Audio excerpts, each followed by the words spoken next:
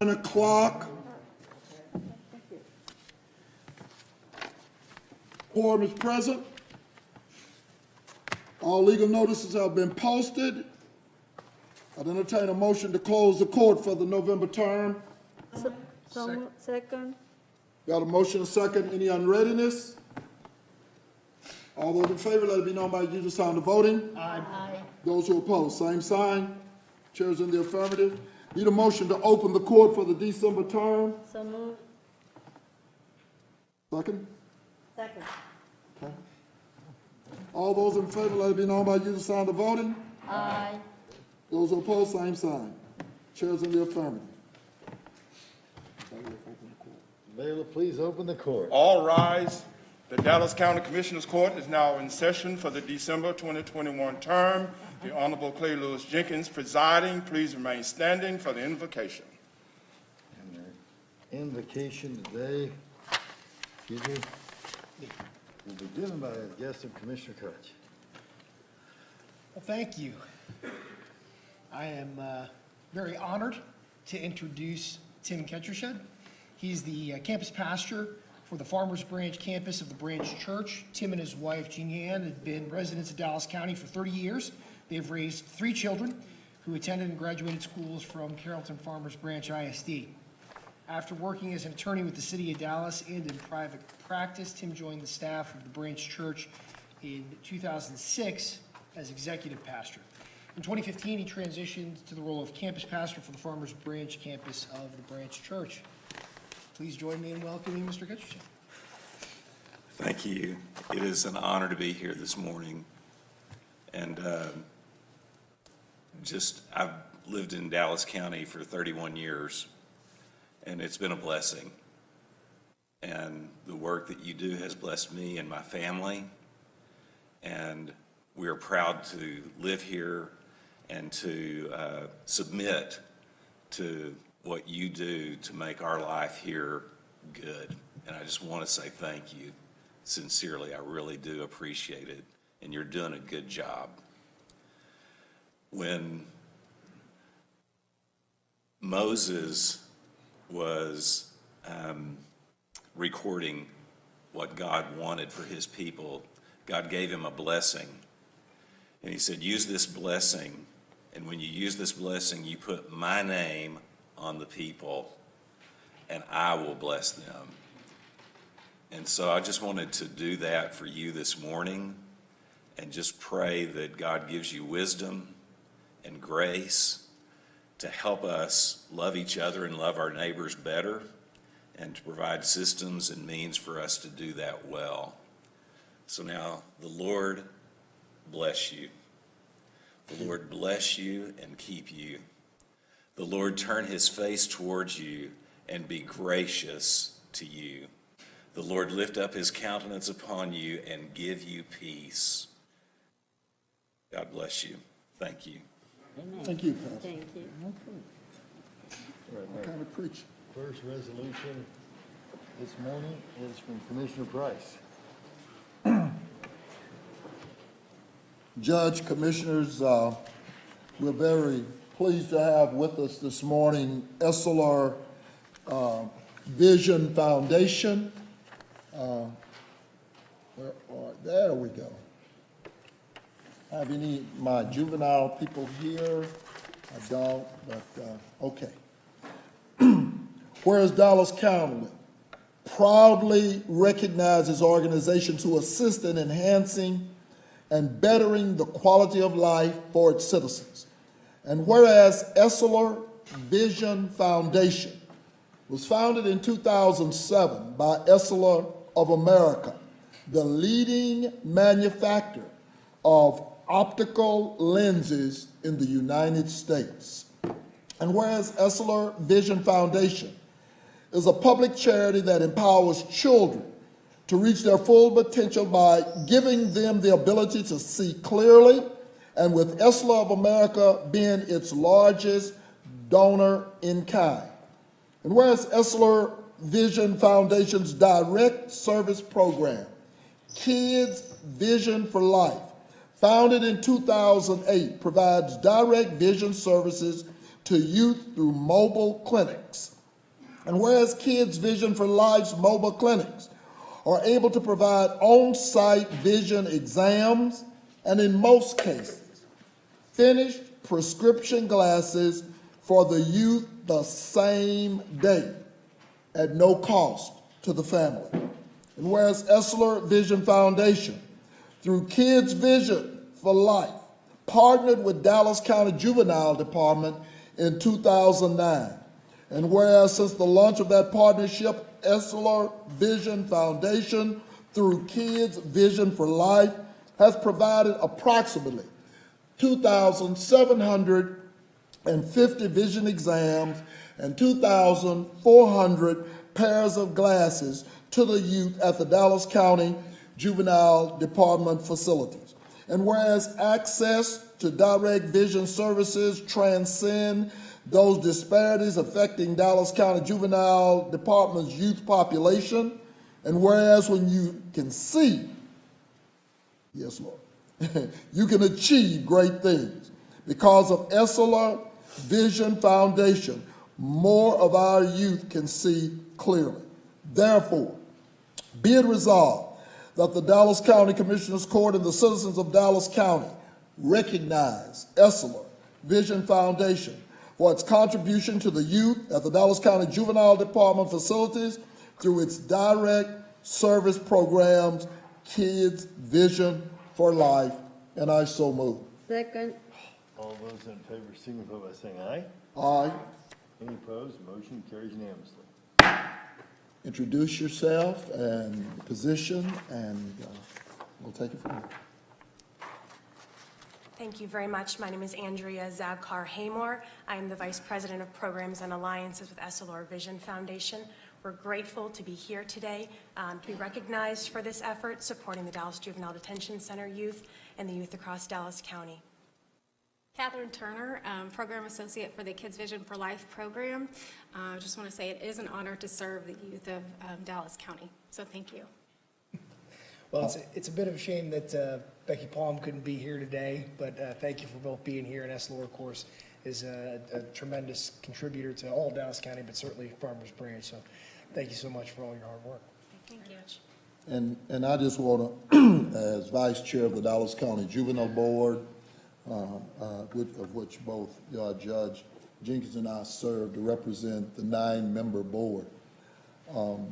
It's sometimes difficult to figure out whether it's vision or dental services, but let me just tell you, for young people, unfortunately, who come into our custody, these are some of the first exams they've had, both optically and from the dental perspective. They've never, I think it's something like 70% of our kids have never ever seen a dentist, and about the same in terms of optical. And as demonstrated by not only the exams, but the fact that you furnished about 2,400 pair of glasses. And for those of you who never had to purchase glasses, they can get expensive. Y'all can keep the contacts, but the glasses got to have them. Yeah, yours are expensive. Yeah, but, right. Yeah, okay. With that being said, I mean, Commissioner Price is right. I mean, we are always amazed to see the amount of kids that cannot see because, they never had a visit to the optometrist, or more important, that they don't do well in school because they can see, and sometimes that's one of the reasons they finish in the juvenile department. So thank you for all you do. Great to see you here, and thank you, Commissioner Price, for this recognition. Thank them for their service. And all the work they do. We look forward. I noticed on Giving Day, my staff has what is called the Watch Foundation, which is basically they don't do what Essilor does. And of course, this time a few years ago, you joined us at Kwanzaa Fest as well. So I just want to say thank you. Thank you for your service to this community. Okay. Thank you. To continue. Thank you.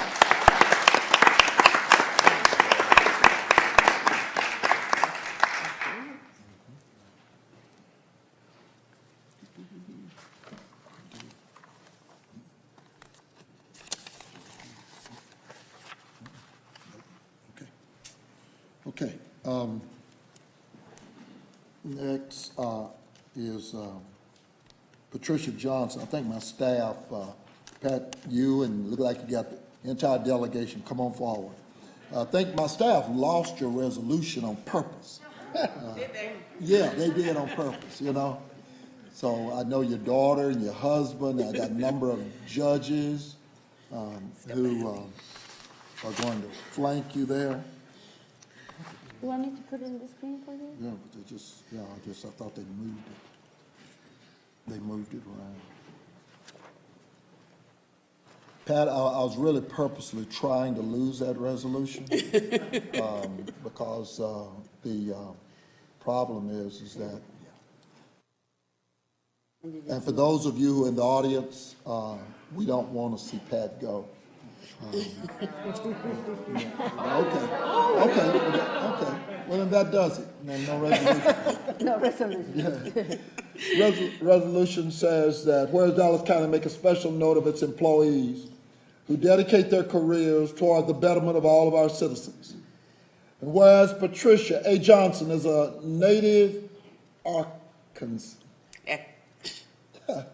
Yeah, okay. I knew it was something. Hailing from Little Rock, and is a proud graduate of Little Rock Central High School. Received a Bachelor of Science in Business Administration and Accounting from the University of Arkansas, Fayetteville campus.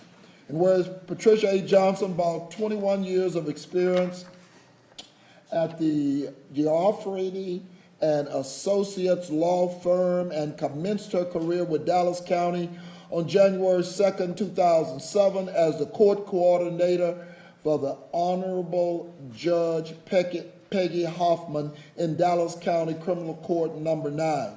And whereas Patricia A. Johnson was promoted to the position of Dallas County Criminal Court in April 2011, completed the National Center for State Courts Management Program in 2012, and has distinguished herself at the position since that date.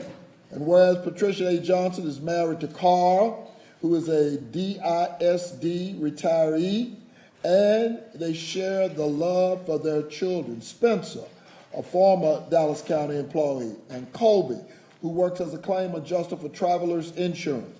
And whereas Patricia A. Johnson is admittedly a television addict, she also spends time reading, sewing, volunteering for a Crime Watch program, and for various other activities that enhance the lives of her neighborhood and community.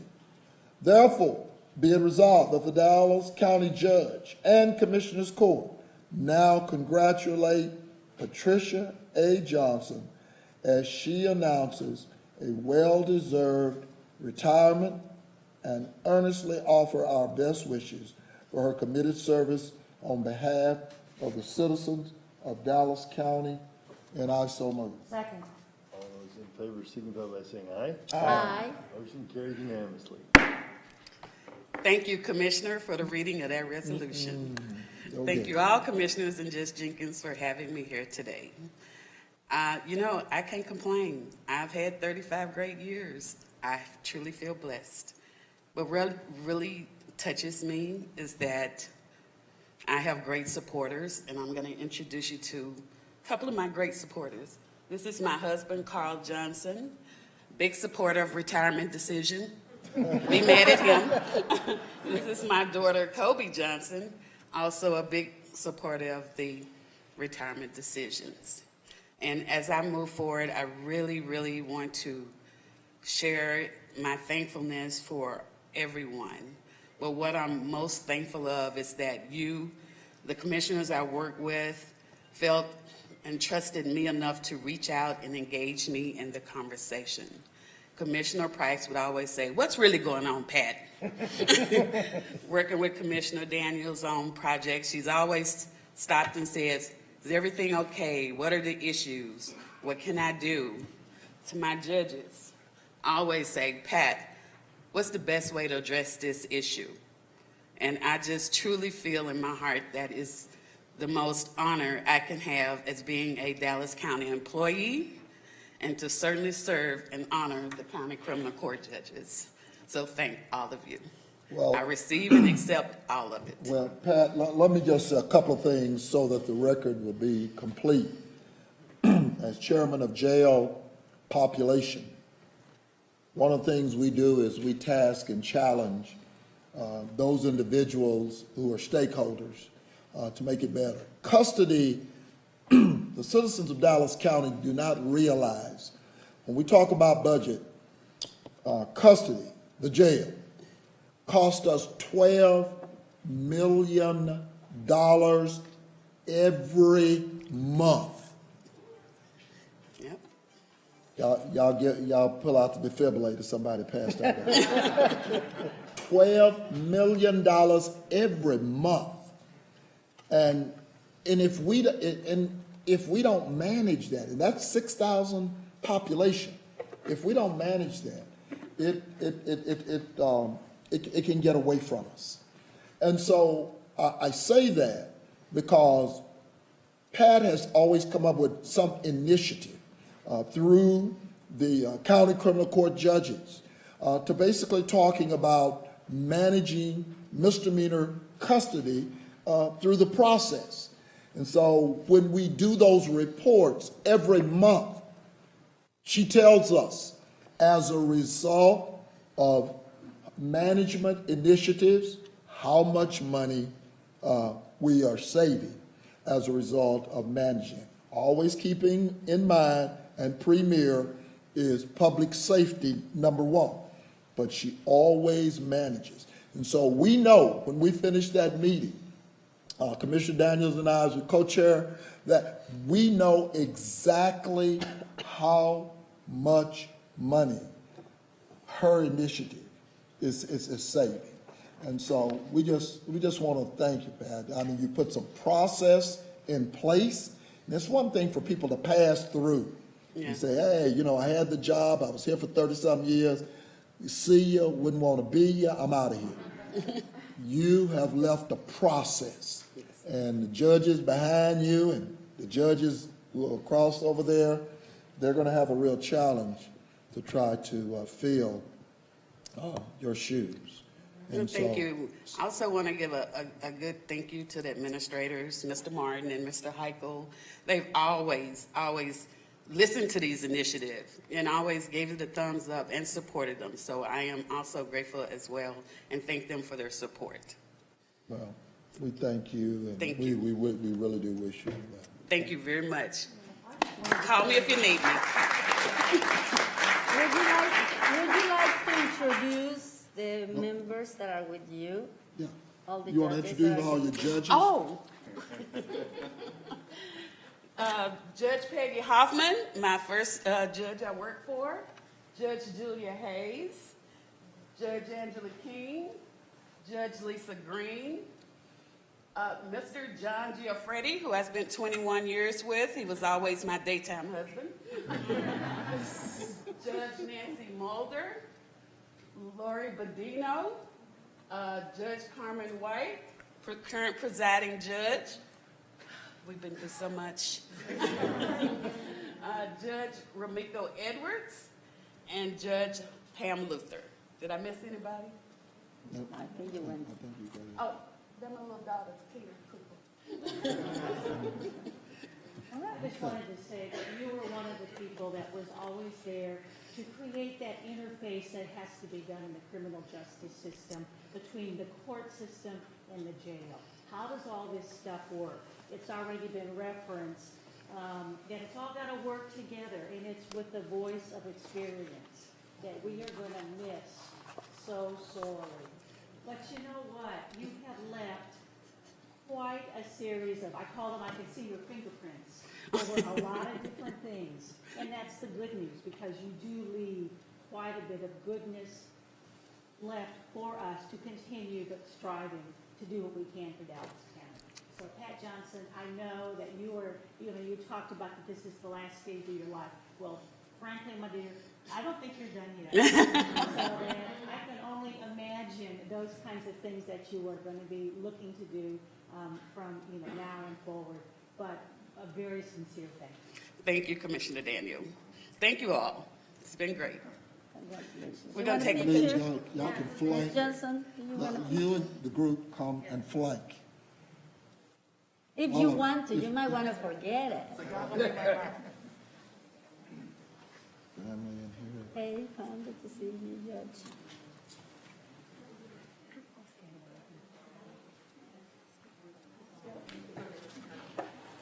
Sorry to butcher your name.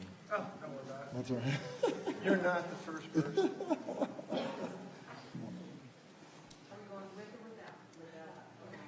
Y'all all got your shots, right?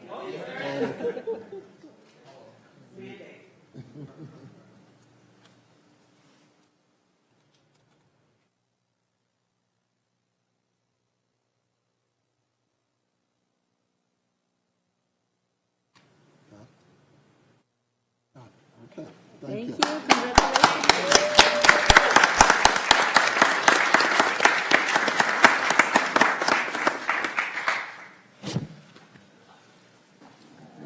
The next resolution, Judge, I have is for Joyce Page. And my colleagues all have a new amended copy. When they sent it over to us, they didn't tell us that she was retiring, and she made it clear. She is retired. She's gone. She's gone. Oh, well, And that's so, nice. You can send it to her. I think she said that she was, I'll read it into the record. I don't think she made it today, but just so that the record will be clear. Dallas County has a rich history of exemplary employees who stretch beyond the call of duty for the sake of our citizens and community. And whereas Joyce Page is a native Texan born in Dallas County who attended Dallas Public Schools, graduated from high school for health professions. And whereas Joyce Page commenced her career in Dallas County on November 18, 1991 as a processing clerk in the county clerk's office, probate department, and progressed to the service clerk in the July 1994. And whereas Joyce Page has spent the majority of her career in probate court 3, where she has served as an assistant auditor, a docket assistant, and mental illness assistant 2 over the period from October 1995 to present. And whereas Joyce Page is rightfully proud of her determination to gain a college education while working full-time, which has resulted in her earning an Associate of Arts degree from Richland College and a bachelor's degree in literary studies from the University of Texas at Dallas. And whereas Joyce Page is passionate about learning new things and enjoys her time away from work by reading and walking in the park for exercise, therefore be it resolved that the Dallas County Commissioners Court now does hereby and offer its best wishes and congratulates her as it recognizes the committed service of Mrs. Joyce Page upon the announcement of her retirement after 30 years of dedicated and committed service to Dallas County on behalf of its citizens, and I so move. Second. All those in favor, signify by saying aye. Aye. Any opposed? Motion carries unanimously. And Verlinda Flowers. Where's Verlinda? Is she not here as well? Okay.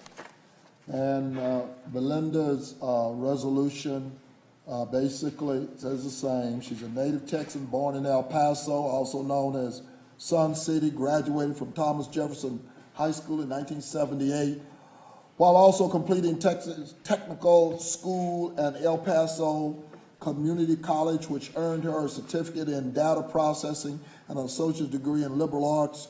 And whereas Verlinda Flowers commenced her career with Dallas County on January 20th, 2000 as a clerk cashier in the Henry Wade Juvenile Center, was promoted to accounting clerk in collections in 2001, research clerk biller in Frank Crowley Courts in 2006, and has held the title of felony collections clerk from 2009 to 2020. Whereas Verlinda T. Flowers has relished 42 years of marriage to her one and only husband, Anthony, a 2020 City of Grand Prairie retiree, and they share their love for their son, Anthony Jr., who is a bank manager in Queens, New York, and an aspiring actor.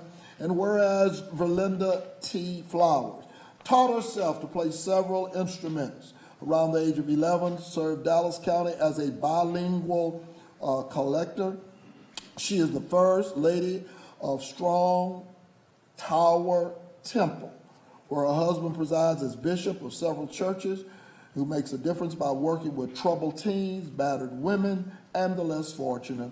Therefore, be it resolved that the Dallas County Commissioners Court now congratulates and offers best wishes to Mrs. Verlinda T. Flowers as she celebrated a well-deserved retirement on December 31st, 2020. So moved. Second.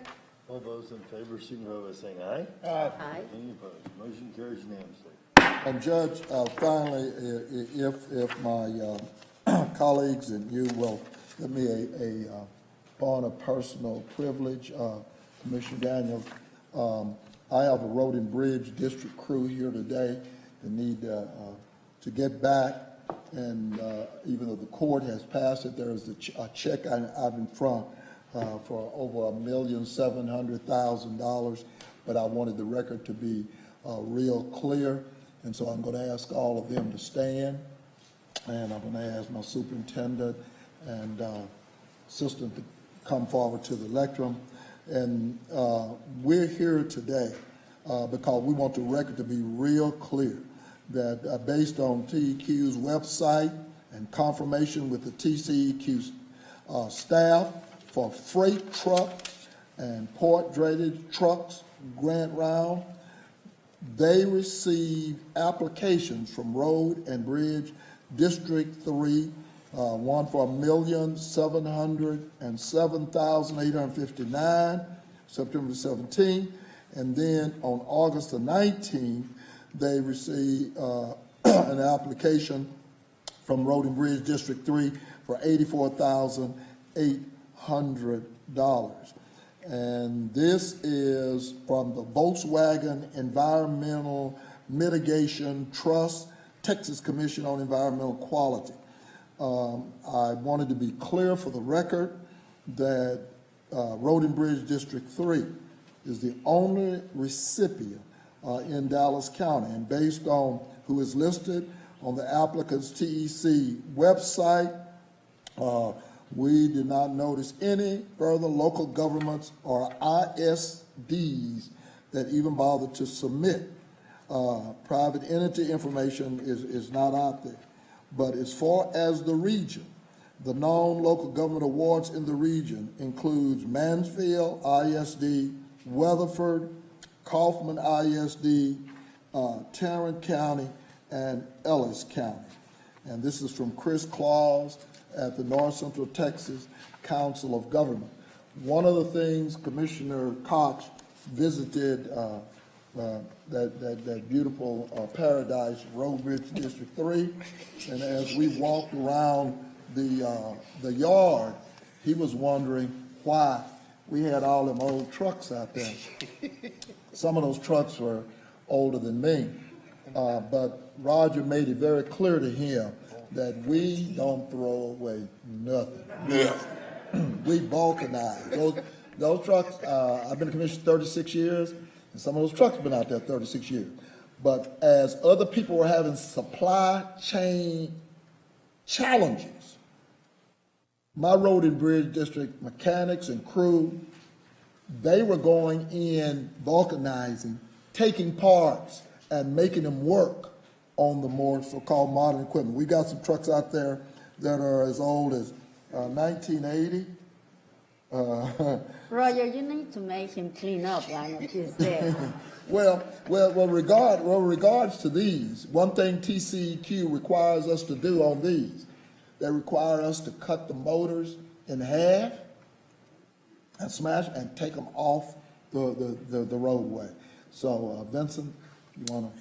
First of all, let me say thank you to Commissioner Price and to County Judge Jenkins and all the commissioners. We're so glad to be here. I am so proud of a few things, but especially paramount above that is our man, Henry Williams. Stand up here, Henry. Let's give him a hand. Henry took the initiative to go out and find this money. I mean, and what he's done is, up and above his job as a shop foreman and everything else he does, He found a way to do all the paperwork, the whole 9 yards, and most of this is really his hard work, his handiwork.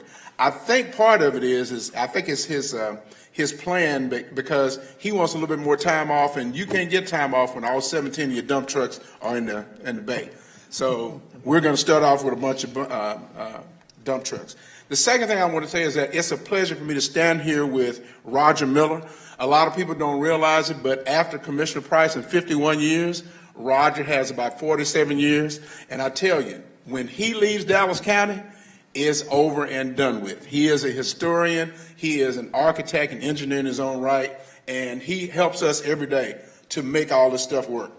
Then behind me, I got a bunch of guys who I have to say, throughout the whole pandemic, throughout the whole ice storm, never went home. They worked for Dallas County, but they took the U.S. Post Office pledge.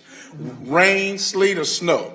When it got its worst, when trash trucks couldn't make it, we came down and took tons of trash from both the K's and the North Tower and took it to where, because it was overrunning down here. So I cannot tell you how proud I am. A lot of days, the stuff they have to do is not that much fun. We got off of work on Thursday evening, but it's a lot of times on Fridays, Saturdays, Sundays, we come up and pick up dead dogs and dead hogs and dead pigs and dead horses and anything else that's dead. So don't lay on the ground in District 3 because we'll pick you up. Every day we make there was an old black saying called making $1 out of 15 cents. That's what we do. We got baling wire, we got Gorilla Glue, not monkey mugs, but we got Gorilla Glue. And whatever we have to do to get the job done, we do it all the time. In my parting, I want to say this. If you see a steel wheel roller, a couple of great alls, a distributor truck, or a street broom, all of our stuff is about 35 or 40 years. Send it over to District 3. We can use it, even if it's used. Thank you.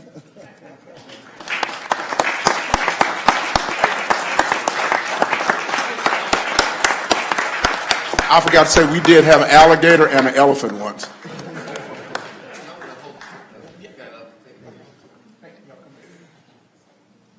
Yeah, y'all take the check out to the road and bridge because that's the closest we're going to see it.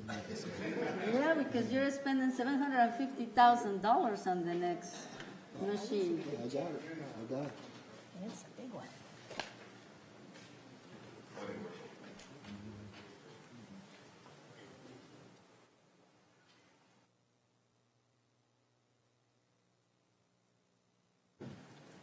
Congratulations. Congratulations, guys. Thank you. Thank you. Enjoy. And Dr. Daniel has our next resolution. And I'm waiting for Mayor Aleman to come, so could we take Sure. that order and get those? I'll go with the next resolution, and that is for our December Employees of the Month. Yeah. I believe if we have any with us, they are online, but if anyone's here, you're welcome to come to. Bye, guys. Congratulations. Come to adopt.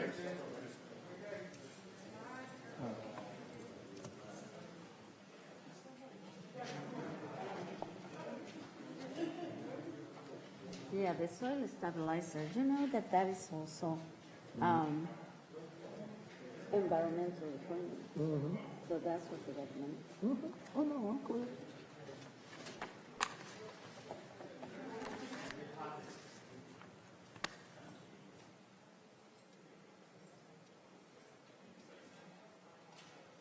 And I have the next two resolutions. And the first honors the Employees of the Month. And it reads as follows. Whereas Dallas County is in its 9th year of recognizing key members of our workforce for their outstanding performance in their everyday duties.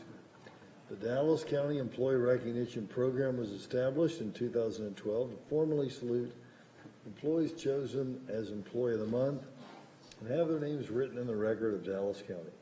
And whereas this annual program allows elected officials and department directors to select employees who rise to the challenge of public service and represent the first-class public sector organization we strive to be.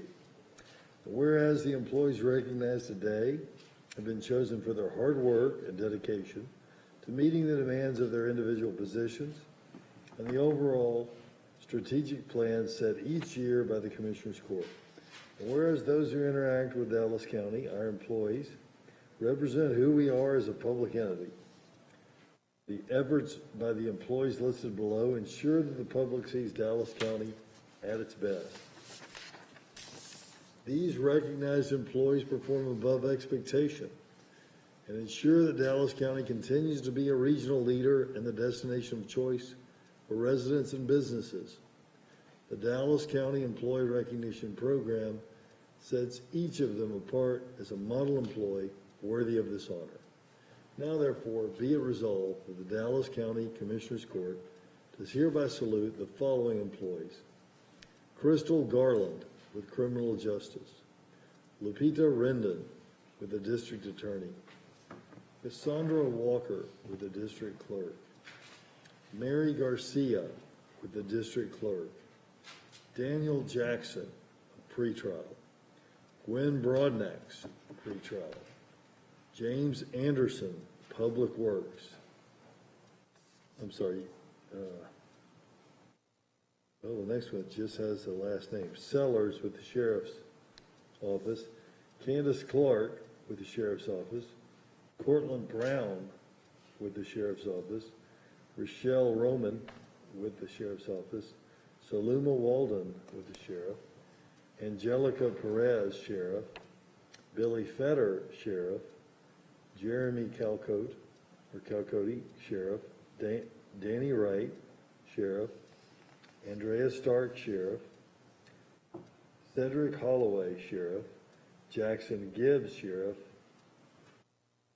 Tawanika Brown, Sheriff, and Patty Avidia, Tax Office. And I so move. I'll second. All those in favor signify by saying aye. Aye. Any opposed? Motion carries unanimously. I also have the next resolution.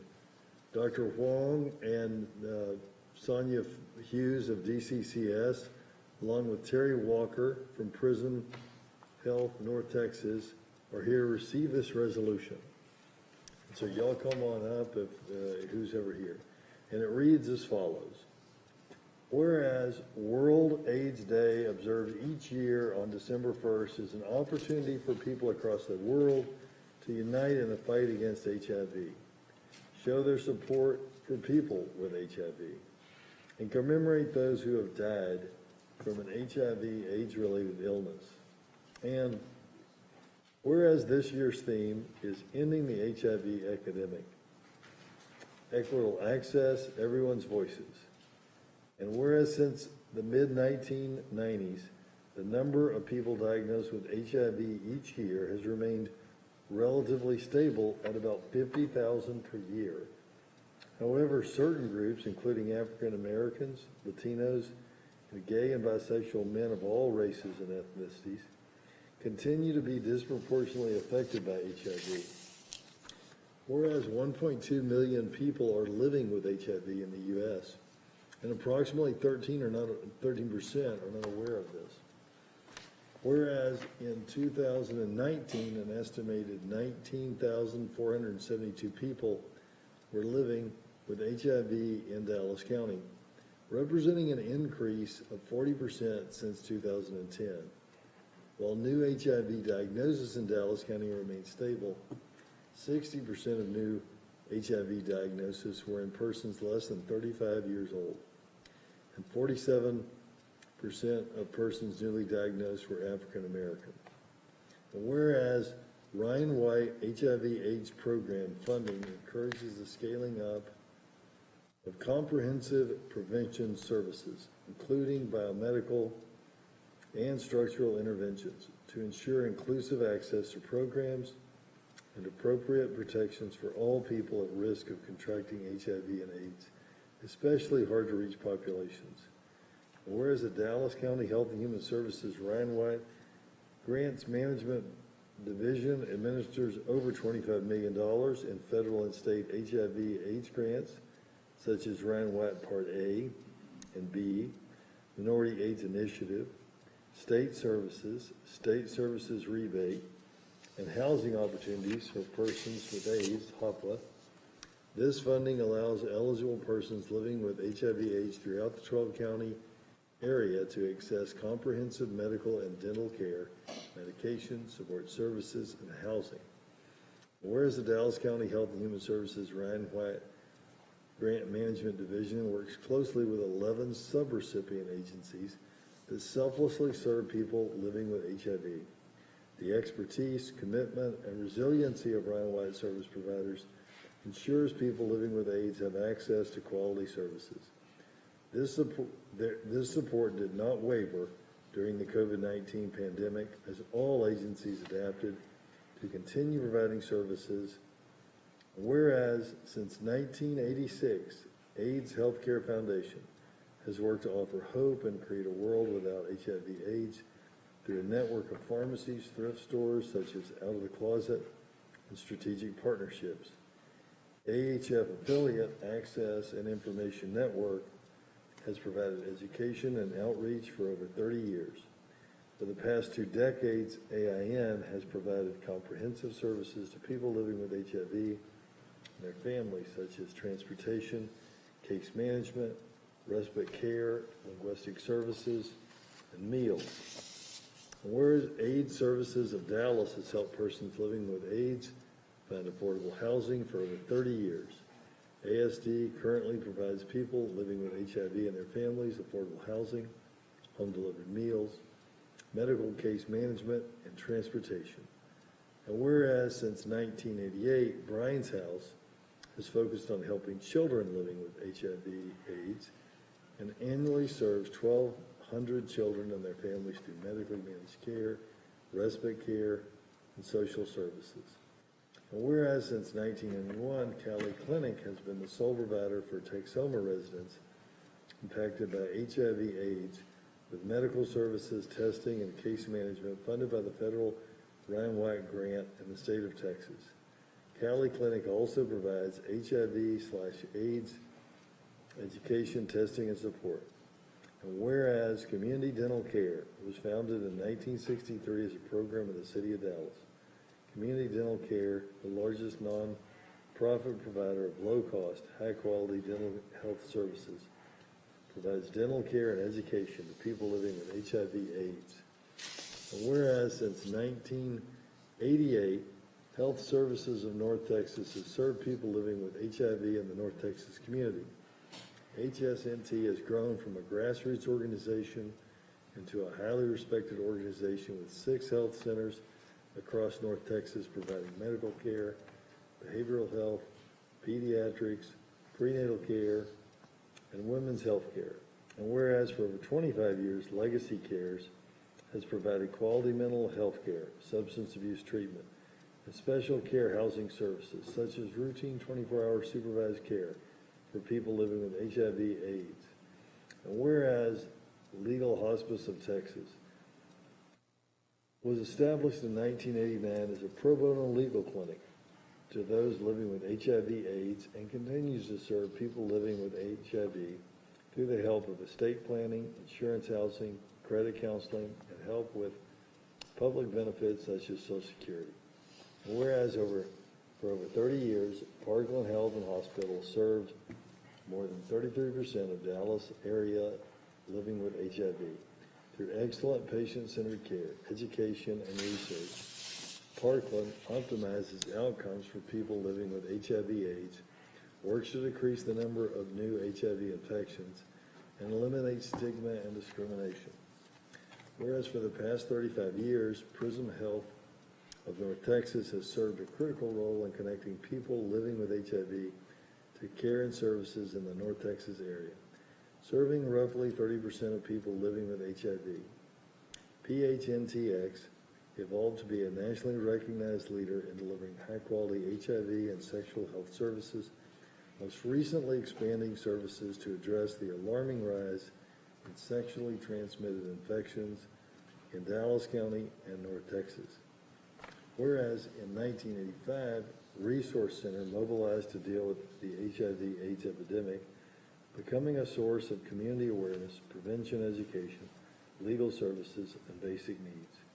Resource Center serves more than 61,000 people each year through programs that address the needs of the LGBTQ community and services that provide critical assistance to people living with and affected by HIV.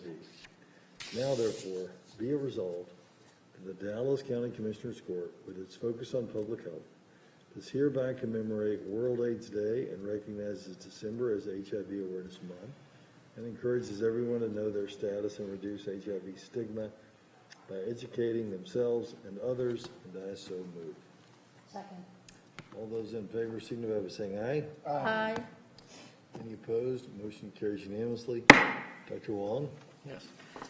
Thank you, Judge and Commissioners. In honor of World AIDS Day, we want to commemorate the lives lost from AIDS-related illnesses and support people living with HIV and AIDS. It's time to come together as a community to reflect on our progress, but not lose sight of how far we still have to go to address disparities and stigma related to this. DCHHS is committed to ending the HIV epidemic by pursuing the 90-90-90 goals, ensuring that 90% of people living with HIV/AIDS know their status, 90% of those persons receiving appropriate treatment, and 90% of those persons having viral loads that are undetectable and therefore cannot be transmitted. The theme for World AIDS Day 2021, Ending the HIV Epidemic, Equitable Access, Everyone's Voice, highlights two key strategies to end the HIV epidemic: addressing health inequities and ensuring the voices of people with HIV are central in all of our work. Through community engagement and stakeholder partnerships, the Dallas Fast Track County Committee and HIV Task Force and others have a plan to end the HIV epidemic by 2030. We currently have 11 Ryan White subrecipients and 5 End the HIV Epidemic subrecipients, with 3 now new and located in the southern sectors of Dallas County areas. So we want to thank those Ryan White subrecipients and the DCHH staff. In particular, I want to mention Sonya Hughes, Glenda Blackman-Johnson, Ganesh Shivermeyer, Shelley Cabrera, Robert Baxter, Miranda Grant, Dr. Joanne Schulte, Dr. Suzanne Wada, and Dr. Aurelia Schmalstig.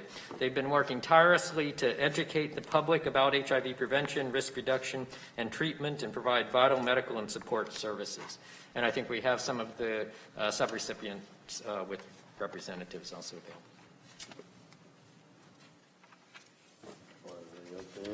I think they're up there.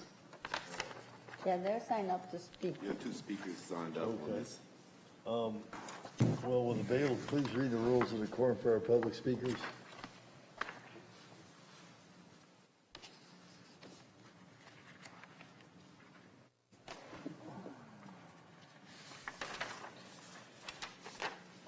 All Commissioner Court attendees are hereby advised that this meeting is conducted in accordance with the provision of the Dallas County Code, Section 74-71. Visitors and registered speakers are to preserve order and decorum at all times. Personal, profane, or slanderous remarks are not appropriate and will not be allowed at any time during this public meeting. Any and all applause is to be kept brief in observance of time constraints. Disruptive visitors and registered speakers may be removed and are subject to the penalties provided in the State of Texas Penal Code, Sections 38.13, 42.01, and 42.05.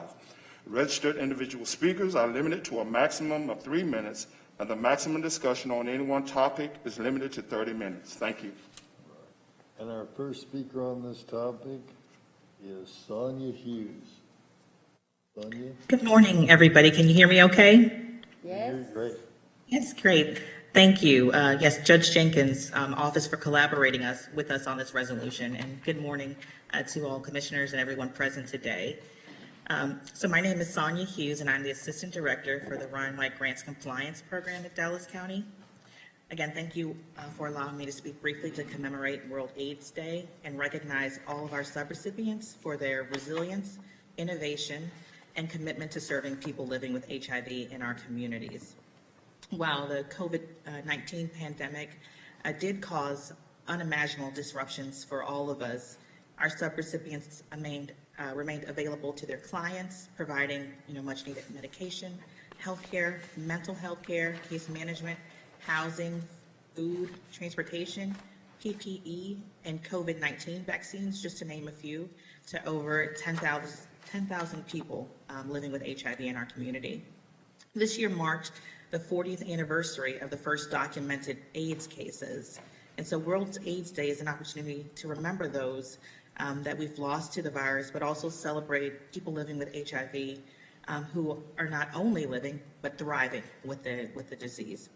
We recognize the substantial progress we've made in how we respond to the epidemic, and our subrecipients have been instrumental in these strides. However, we still recognize the many challenges that we face in our community with stigma and discrimination, which create barriers to treatment and prevention.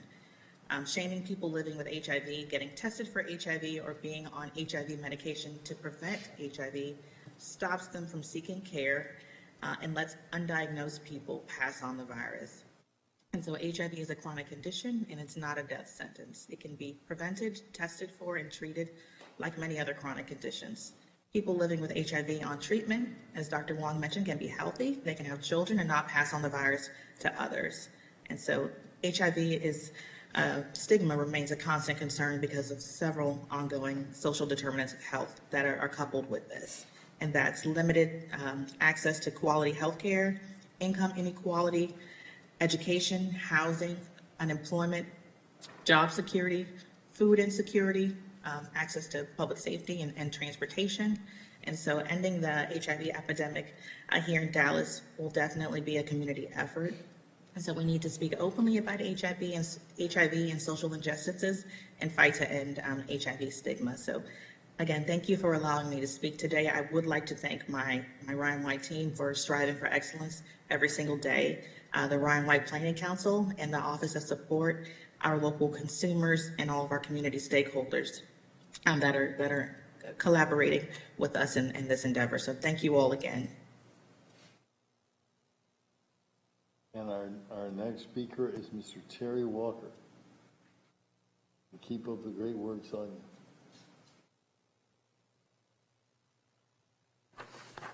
Can you hear me?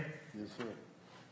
My name is Terry Walker. I'm the events manager with Prism Health North Texas, and we just want to thank the Dallas Commissioners Court for the continued support that you give to the efforts to strides that Prism Health North Texas continues to provide to our community. I won't make this a long speech because I think everyone knows what we're doing here. But Prism Health North Texas has become the health leader in North Texas to help get to no new infections and to provide equitable HIV care and STI care to our community living with HIV, knowing that there is still no cure for HIV, but to continue to learn on how viruses spread. Collectively, we can still do our part to stop the spread, and this is for all of us, whether living with HIV or not. Getting into HIV treatment for our community living with HIV can provide a healthier and life living with HIV. So again, we want to thank the Commissioners Court for the continued support that you give to Prism Health North Texas and our community living with HIV here in North Texas. Thank you. Thank you. And I believe that is our speakers on that resolution. Dr. Daniel, are you ready for your resolution? No, he hasn't. I don't think he's arrived. Thank you very much. I see Mayor Aleman is walking in right now. And so I would first like to start as he makes his way to the podium here. To take just a moment, last Friday, Officer Houston, a Mesquite police officer, was shot in the line of duty and died that day. I just wanted to take a moment to say that he leaves behind a wife and 2 children. He leaves behind the family of the Mesquite Police Department, Mesquite residents, and all of Dallas County. And so I would sincerely hope that our sentiments wrap his family in warmth and caring to say that his service is very, very much appreciated, and he will not be forgotten.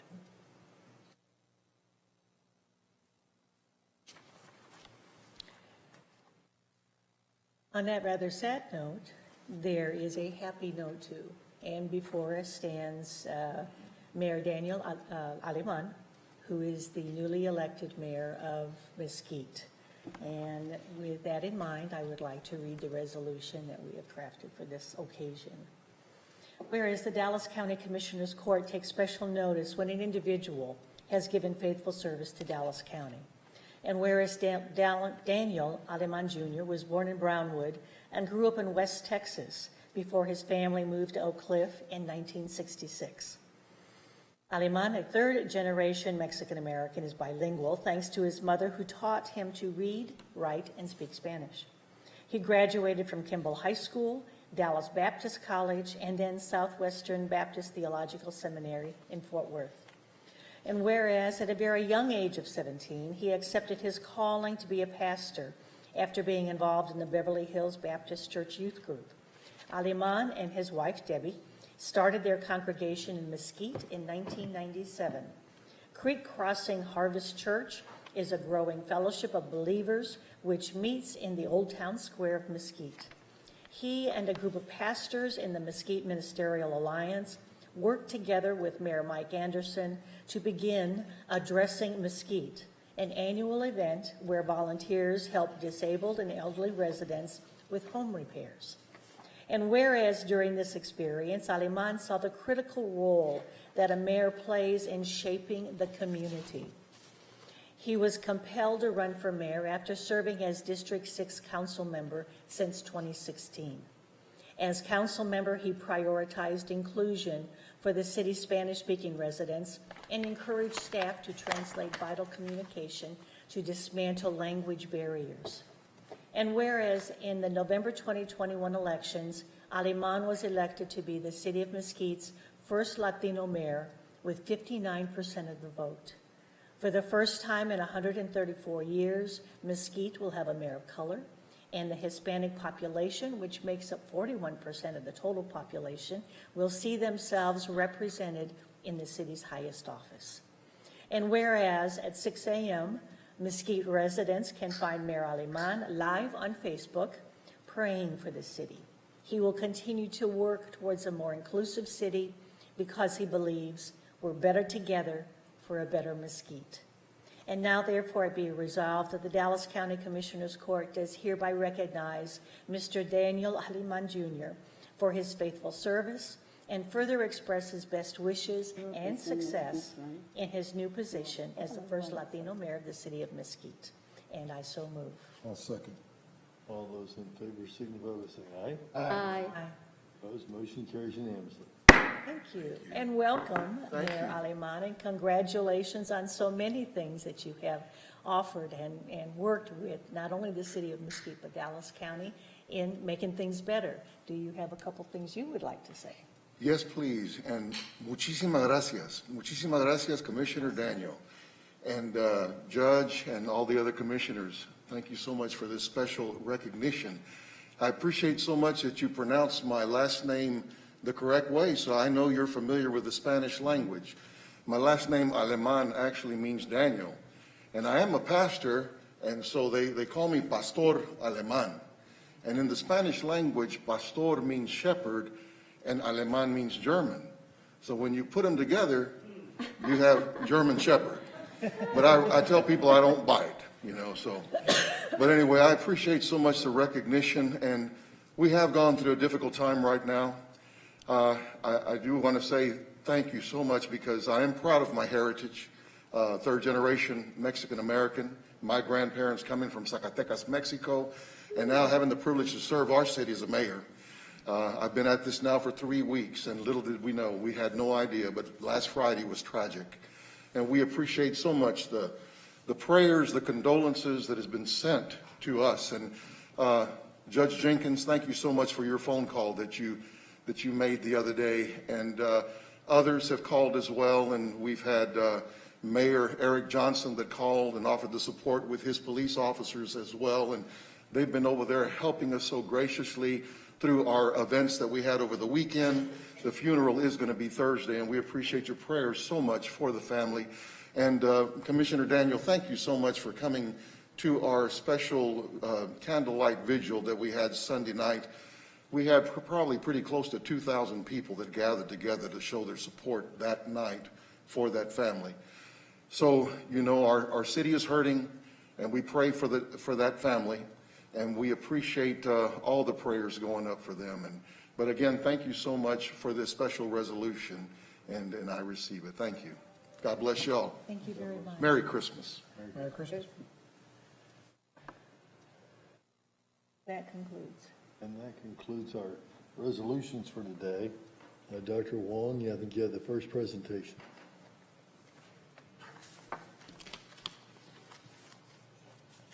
Felicidades y gracias por estar aquí, señor alcalde.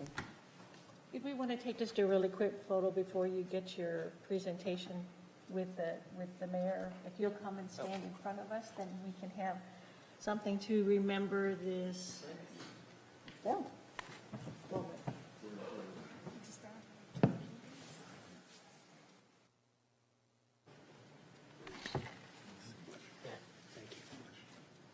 Good to see you, sir. Good to see you. Felicidades, un placer Muchísimas tenerla aquí. gracias, gracias.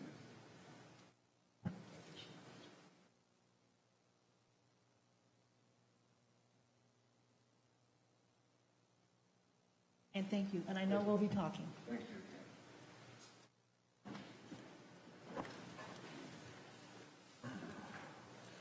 Thank you for the indulgence.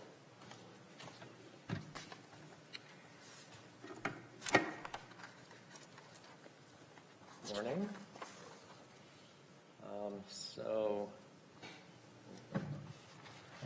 We still remain in the orange threat risk level regarding COVID-19 transmission.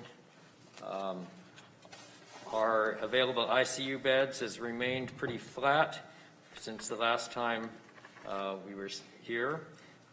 Overall, we've been waiting to see what would be the impact from the Thanksgiving holidays, and thus far we seem to be weathering it, but we'll still see how the numbers play out.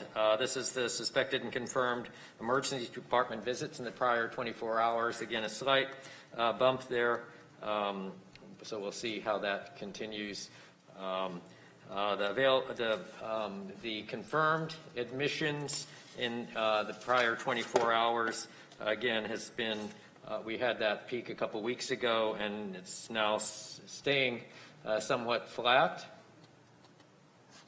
as well as the inpatient counts in the hospitals remaining flat. But we certainly are not seeing the decline that we were seeing prior to that, so it's leveled off. And then the deaths, down from that peak, and so we're still, that is the trailing indicator. Off our website, the average number of cases per 7 days, daily count over a 7-day trailing average was around 180. Again, these reflect those same trends that we're talking about. And actually, over the last week, the case counts continued to decline, although some of the hospital numbers went up slightly. With respect to vaccinations, we're now, when you look at the eligible, use the eligible population as 5 and older, we're now at 68.4% of that population has received at least one dose. You're talking about the state, right, Dr. Huang? No, if you're looking. Oh, that's state numbers, and then that little box inside, you can see the Dallas County specific. And so I was referring to that 68.35 for 5 plus. 68.11. Yeah. Yeah, okay. But we're commensurate with the state is what you're Right. basically saying. Right. 68% here, 69 over 69%. there. Yeah, a little better. Yeah, the state is about 69.46. Yeah. Yeah, I see the square now here. You cannot see it over there, though. Okay. So it's Got it, about, Dr. Huang. yeah.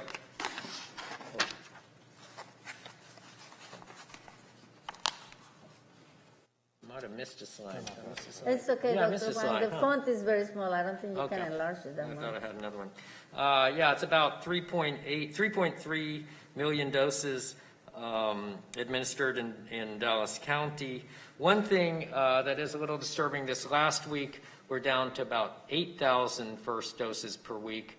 Actually, last week we had been up to 15,000, so that's back down again. We're seeing more boosters that are being, in the last week, that have been, so that the numbers actually at some of the pop-up sites and things and at Eastfield and at Fair Park have been up, but our number of first doses is down for the last week. So that's, we still have a lot of people, as you saw, that need the first dose. And then this is, again, about 1.67 million people vaccinated with at least one dose, so that leaves, again, another million that have not received any doses.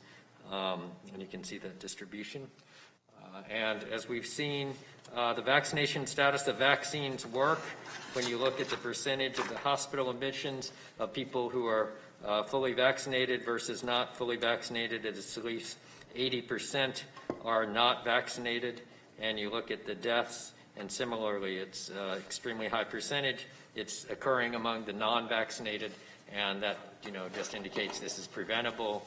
People need to get the vaccine. Okay, so this is, okay. All right, I did have a couple of updated slides just with the Omicron variant. It was November 24th, was reported to the WHO, first detected in specimens collected November 11th in Botswana, and November 14th in South Africa, and on November 26th, the WHO named it as a variant of concern, and November 30th, the U.S. designated it as a variant of concern. And December 1st, the first confirmed U.S. case of Omicron was identified, and now it's in multiple states, changes every day, and yesterday I think they announced the first in Texas was identified in the Houston area. Just, some of the things we know, and there's still a lot of questions. It's still a question, how easily does it spread? It does seem to be spreading more easily than the original SARS-CoV-2 virus. Dr. Wong, yes. Did you say that there was a detection in the Houston area? Correct. There was, yes, they're saying When was that Yesterday. identified the first Texas yesterday? case. Yes. But I mean, Dr. Huang, one of the things that they were saying, while it has been identified in the Houston area and is more transmissible, are the effects just as strong? Can you elaborate on what those Omicron effects, compared to the Delta variant?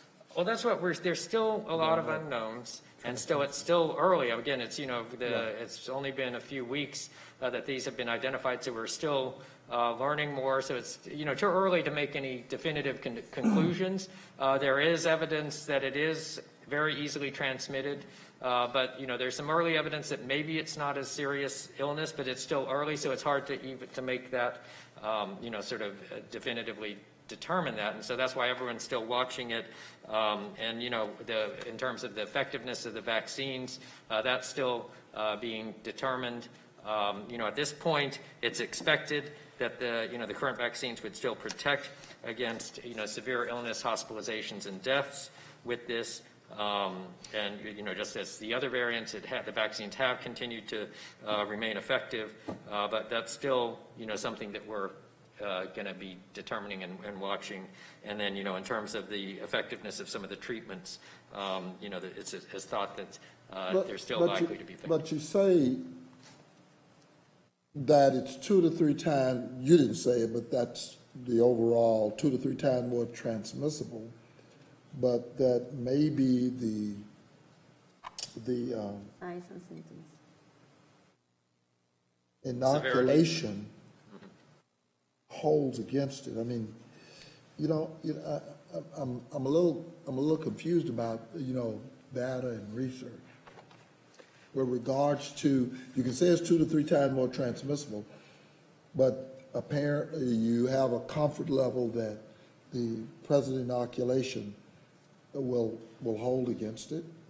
That the evidence is that and thought is that it will probably be protective against severe illness, hospitalizations, and death. Okay. So it can be, still transmitted, but and that's what we've seen.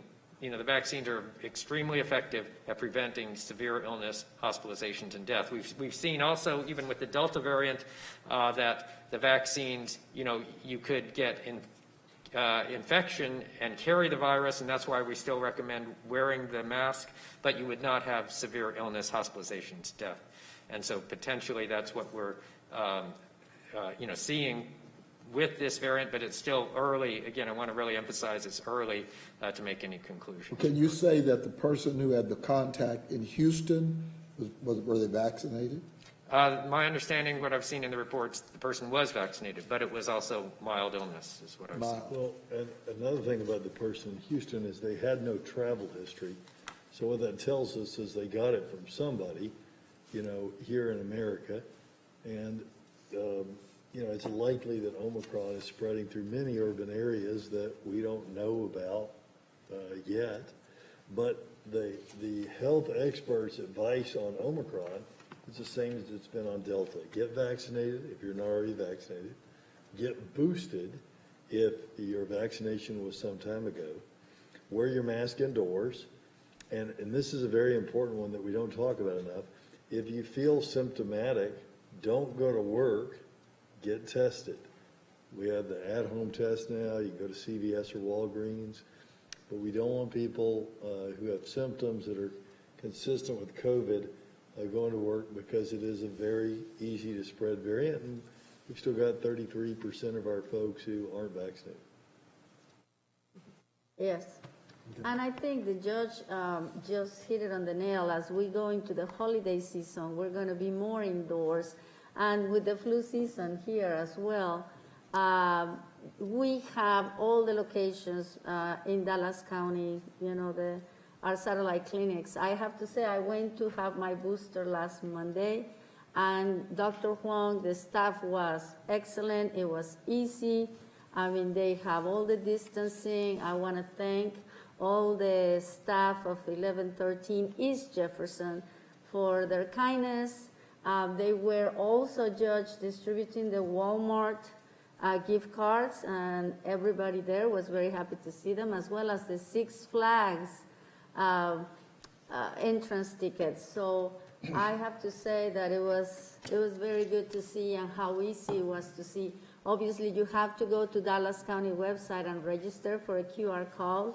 But I also called the center, the calling center, and you can do it if you're not savvy with your phone. You can call and get an appointment. It was a Spanish speaker personnel, so don't be scared. You can call or go through registration through the Dallas County website. And it was very good. I also wanted to congratulate your team, the Walmart Health, as well as the city of Grand Prairie for the event that we have last Friday. Goodness gracious, I mean, the line went all the way to the entrance of the store. Since it was supposed to rain, they moved it inside. I haven't seen so many people with every single thing, from boosters, vaccinations, first, second doses, and 5 and older. And I want to thank, like I say, the city of Grand Prairie for hosting us, Dallas County Health and Human Services, and Walmart. I think we ran out of gift cards, but we are working through that as well. So thank you, Dr. Huang, for all your work and your teamwork. It's really appreciated on this. Kind of a follow-up on this, too, is that Health and Human Services, I mean, you just don't sit around and wait for things to happen. It's continually trying to figure out how to get more people vaccinated, how to have the community educated on what's going on. And because I went to one of the Walmarts where it was happening, and the thought is, go to where the people are.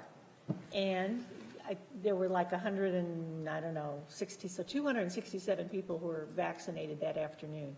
And so but it's always trying to figure out how can we do a better job with the close to 70% of the Dallas County population being vaccinated with at least one shot is a good thing.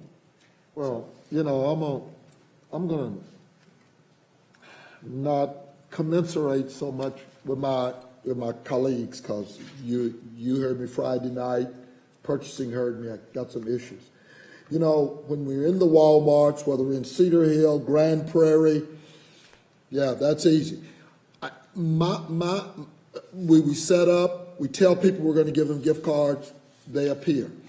The difficulty, and I saw Judge Jenkins' staff was in Seagoville. I saw we were there Sunday in Fair Park, along with my staff, but the hard-to-serve communities. I mean, when you're going into the Dixon circles and the South Dallases and places like that, that people don't tend to want to go. You know, our staff is going there. At least my staff is going there. And so I expect them to have all the tools that we promise that they're going to have when they go in there. We had, you know, I've had a couple of hiccups, and that's just untenable when we've got staff out there, and some of the staff is here today, and the public becomes a little, let me just say, irate. And our staff is there because there's an expectation. There is no reason for us to run out of product anywhere. There is no reason, and it's been more than once. So I don't care where it's vaccine, and by the way, thank you for the day from 2 until 11 o'clock tonight. We're going to be over at the Sheriff's Department. Last week we had lines out there, we ran out. We gave them 4 hours. But I'm talking about the tools. You know, I've got interns and people who are out there, and as I said, some of the people come real irate. And it ain't like they got security out there. Our people are just out there. And so I expect them to have everything we promise. There's a good accounting of that. I know my staff does it well. Then when they present their vaccination card, they make them sign. They follow through. There's the number. It's numbered. We just don't need to run out of product when we're trying to entice people. Just so happens Friday night, you know, hell, they were out there to what, 7, 8 o'clock at night. They were out there because we had promised one thing and we didn't perform.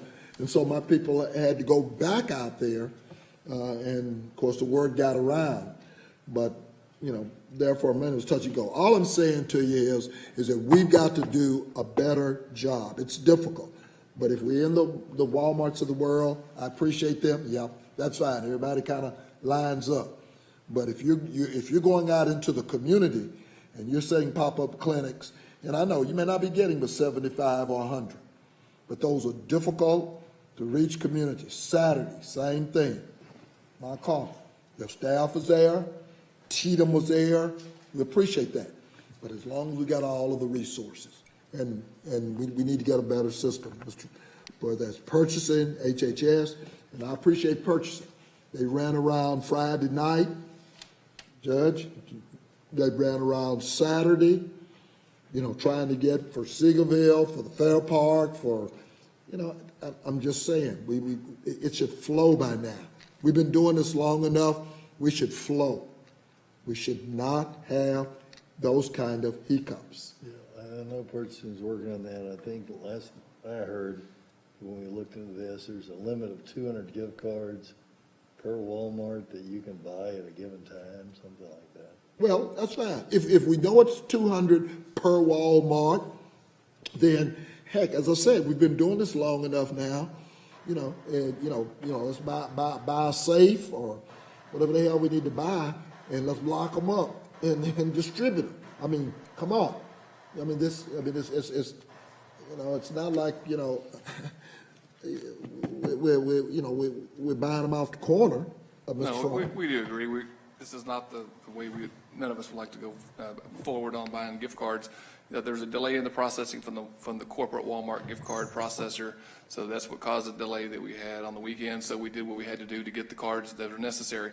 One thing that, you know, Mr. Martin and HHS are discussing is bringing back a request for additional funding to support the gift card program, because as of now, the allocation of the $400,000, I believe, which you originally approved, that $400,000 sounds like a lot, but when you take $25 in gift cards, that's not a lot of distribution. And with the increased vaccinations and the boosters and the children and the gift card program, that's something that Mr. Martin and Dr. Wong and the team were discussing bringing back urgently, because we don't have any authority to buy any sizable amount of gift cards going forward until we have that authority from court. So maybe a little premature talking about that, but that's something that we need to discuss here shortly on when we can get some authority to Well, buy we need to do that when we're out there and we're walking and we got flyers out there and we're telling, and like I said to Dr. Wong and to you and all, some of our names are on those flyers. Right. And my staff had the phone open enough for me to hear some of the church services that they were having out there because they didn't have Well, it wasn't quite church service. Yeah, And right. we're going to have a special call meeting Right. this Friday to Right. take care of some of that, right? We have 5,800 coming in tomorrow, I believe, and I'm not sure what the exact burn rate on these cards are, so I got to get with Dr. Wong, and I got numbers coming in from your office, Commissioner Price. So as soon as I know what the exact burn rate, we'll know how much to ask for on Friday. Right now, I'm asking for $1 million worth. I don't even know if that's going to be enough, because I just found out we're also giving them out at Eastfield. We got Parkland on Sunday. Eastfield's open what time? What days? Tuesdays through Saturdays. Tuesday through Saturday. So I got to figure out what that burn rate is. So I may be asking for a little bit more than that on Friday. But right now we have an emergency meeting on Friday morning. That's fine. And as I say, we've been doing this long enough now. We ought to have some profile and kind of know what we're doing. We know what's out there. Dr. One gives us report. All I'm saying is that we shouldn't be sending our people, out into without it when we've distributed flyers, we knock doors, we show up and nothing. And part of the conversation we were having this morning is, we say on the flyers you get a card for a shot. Well, right now we're giving 2 shots plus a booster, so you're talking about 3 shots. The potential of 3 shots per person. So that could be huge in terms of the number of cards. We have to be real clear, real specific, and then make sure we have the numbers so your folks, everybody who's out there is armed with the materials that we promised. And probably with Omicron coming into the scene, we had an increase of people looking for boosters. I was very surprised to see the clinic was booked.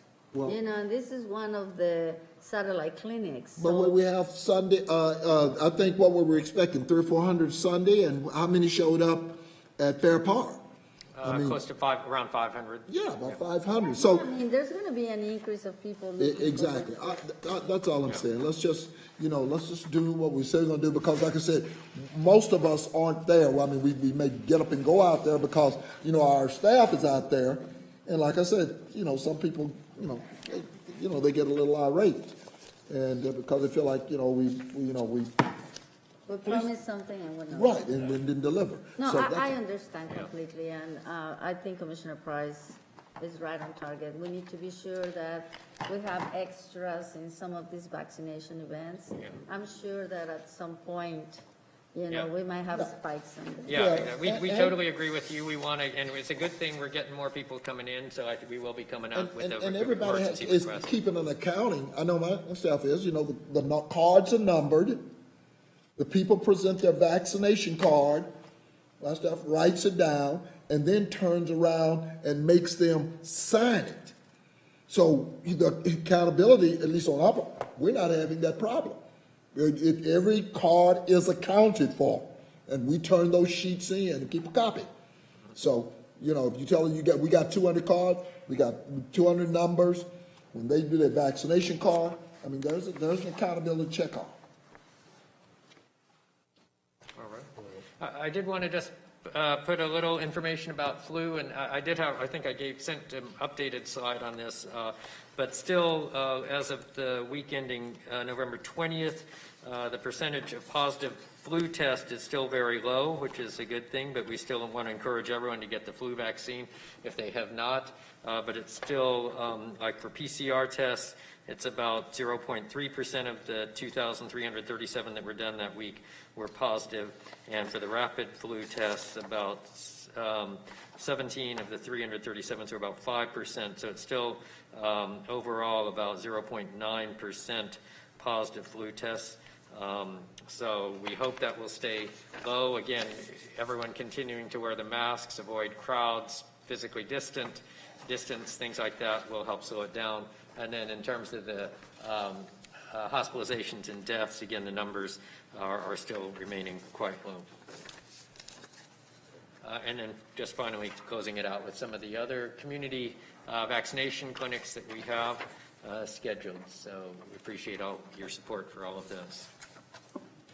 Dr. Thank Wong, you, Dr. Huang. Dr. Wong just kind of wanted to touch base on two things. Overall, planning around transmissibility, take that second. First, where are we regarding contact tracing? I know, we've spent a significant amount on it. What have we been able to use with those tools? Sure. With the numbers of cases lower, then we're certainly much more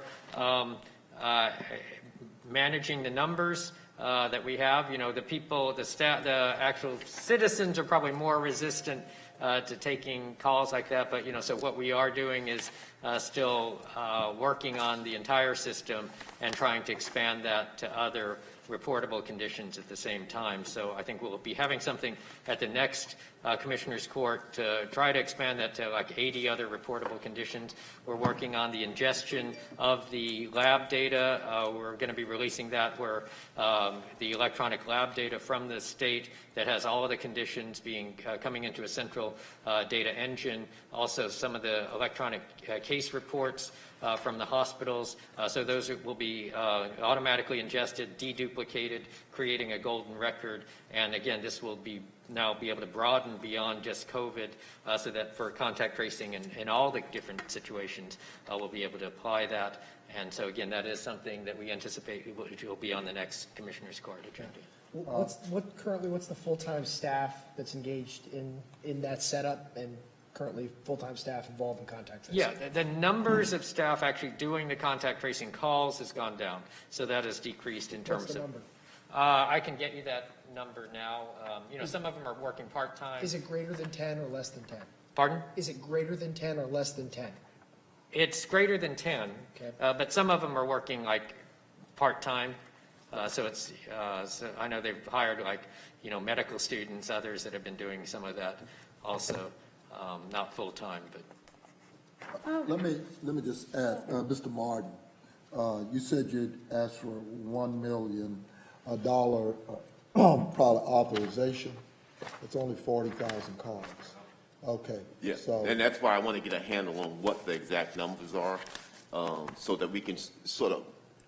I'd like to have enough on in our pockets so that we have enough for all the events. But I don't know what that number is until I sit down with Dr. Wong and get the total number of events, how many cards we'll need, and then what the cost will be. So that number on Friday will probably be a lot more than $1 million. okay. But I need to just put a placeholder in there. What's the turnaround?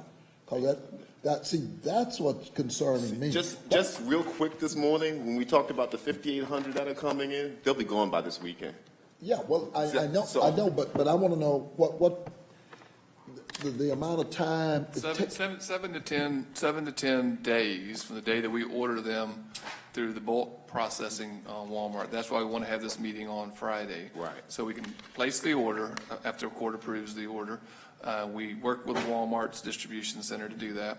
They have to go through a third-party processing. It's a process, right? You don't do $1 million worth of cards and get them overnight. So it has to go through a third-party processing system that they have contracted with. So once they approve the order, it goes to them. Then they ship them out FedEx within 2 to 5 days. So that's why I'm saying a week to 10 days is probably reasonable. That's what we're seeing on the orders we had in the past. So I already told him to put them on notice that we'll be making a sizable order Friday as soon as you guys approve it. So I already told him to put Walmart on notice. Although $1 million should actually be 40,000. That's what I Yeah, said. that's what Oh, you said 40,000. Yeah, that's what I said. So my point is, based on just the number of people and the kind of response, we've seen. And the 3 shots. Yeah. I mean, what's been hard, that actually most of the vaccines are being administered by the pharmacies. They're saying over 50%, like in the community. So there are other sites that people are getting them. But we definitely want to have adequate supply. Well, I'd asked you about that once before. I'm trying to figure out where that administration is occurring. Where? I mean, where is a good heat map? I saw that, but I still couldn't discern anything. And on the State Health Department, there is the site that I have. Oh, it may be the slide that didn't get on this one. Is that right? If you look on your slides, it does break it down by location. So like, I think yours shows how many doses administered. Like pharmacies have administered 1.598 million. That doesn't tell me again. We've had this conversation, North versus South. The Mason-Dixon line. I-30. I'd like to know where. I got it, but that's not. Probably because Dr. Huang, we see this every 2 weeks, but I was looking at the Dallas County Health and Human Service COVID vaccination distribution plan that you sent us, and of course this was updated in December. But over here, Commissioner, you can see more of everything that is going on. Of course, Eli Davis is now closed, but you can see a better analysis of where we are globally, including with the media buy and all that, Dr. Juan. Probably we can update this for the court every 2 weeks, and I don't know how much that will help us, but it helps me to know where the money, where the vaccinations are increasing or decreasing, what are the 20 zip codes that are target, and Mr. Reed, so this can be kind of in every briefing, and it helps me to understand where are we going in certain areas, especially in the initial identification of the 17 target zip codes. PCCI gives us the 20 most unvaccinated zip codes. Correct. We're targeting those. I get that. I want to know in those every other corner drugstores that are in our community, what are they doing? And that's what I'm trying to do. And it's not no knock on CVS and Walgreens. If they are doing so much, I just want to know where they're doing it. North versus South. At least just give me a North versus South. I drive down to Illinois and there's 30 drugstores. We can probably try to do and get a chart or analysis of that by the pharmacies in particular. Based on the number of vaccines that we ship them. Yeah, we can try Because to. they only have to report to the state. Okay, and I think I've asked for that before. Yeah. And I'm still kind of waiting. Yes, Okay. we haven't pulled it out specifically by like pharmacies. We have by zip code for everyone, but not specifically pharmacies by zip code. So, Yeah. Well, they don't have to report to us either. Dr. Wong, my second question was regarding, I'm sorry, Commissioner. No, I'm sorry. I didn't know you were finished. The second question I have was in regards to the science of transmissibility and crowding out, right? And kind of what that has, what effects that will have on our future planning to deal with this. Seems as though, it's creeping into the popular documentation out of the academic literature that, the evolution of influenza, of so many viruses, is the more transmissible variant crowds out the others, and also would crowd out similar respiratory diseases. So if influenza is particularly aggressively transmitting, you're not going to see as much rhinovirus or some of the other, other types of viruses. So at some point, and it seems as though with Omicron, if it is in fact popping up in places, it should be more transmissible because it is dominating the spread of Delta, right? Along part and parcel to that then also would be that for the most part, most viruses, we see this trend of greater transmissibility and lower intensity of illness. Or else, if the virus kills the host, it doesn't have a chance to spread, right? So that's why Ebola doesn't spread like wild. That's why things like Outbreak are typically kind of silly in the movies, because you know that greater transmissibility leads to, fewer. So having said all that, if we start to see more Omicron and see more variants that are more highly transmissible and less intense, we are necessarily going to see kind of a doubling of people's laxity, right? I mean, they're going to be more lax. They're going to be, more out and about. We'll increase vaccination slowly, but, we're just going to see all the things that we didn't want regarding increasing transmissibility. The virus is going to be heading in that direction, and people will be heading in that direction. So the policy implications, at least from where I stand, are the most vulnerable are going to be intensely vulnerable once we kind of reach that peak of people are more chilling out because it's not as painful to them to get the virus. And also, we have strains of the virus that are necessarily going to be more transmissible than those in the past. How are we planning and game planning out for this? Because it seems to me that our next big hurdle, particularly regarding death line risk, is going to be our very vulnerable populations, whether that be the long-term ill in all age groups, but then of course our 65 and over are going to be probably doubly endangered, right, when we have an environment where higher transmissible virus and people living life kind of closer to normal.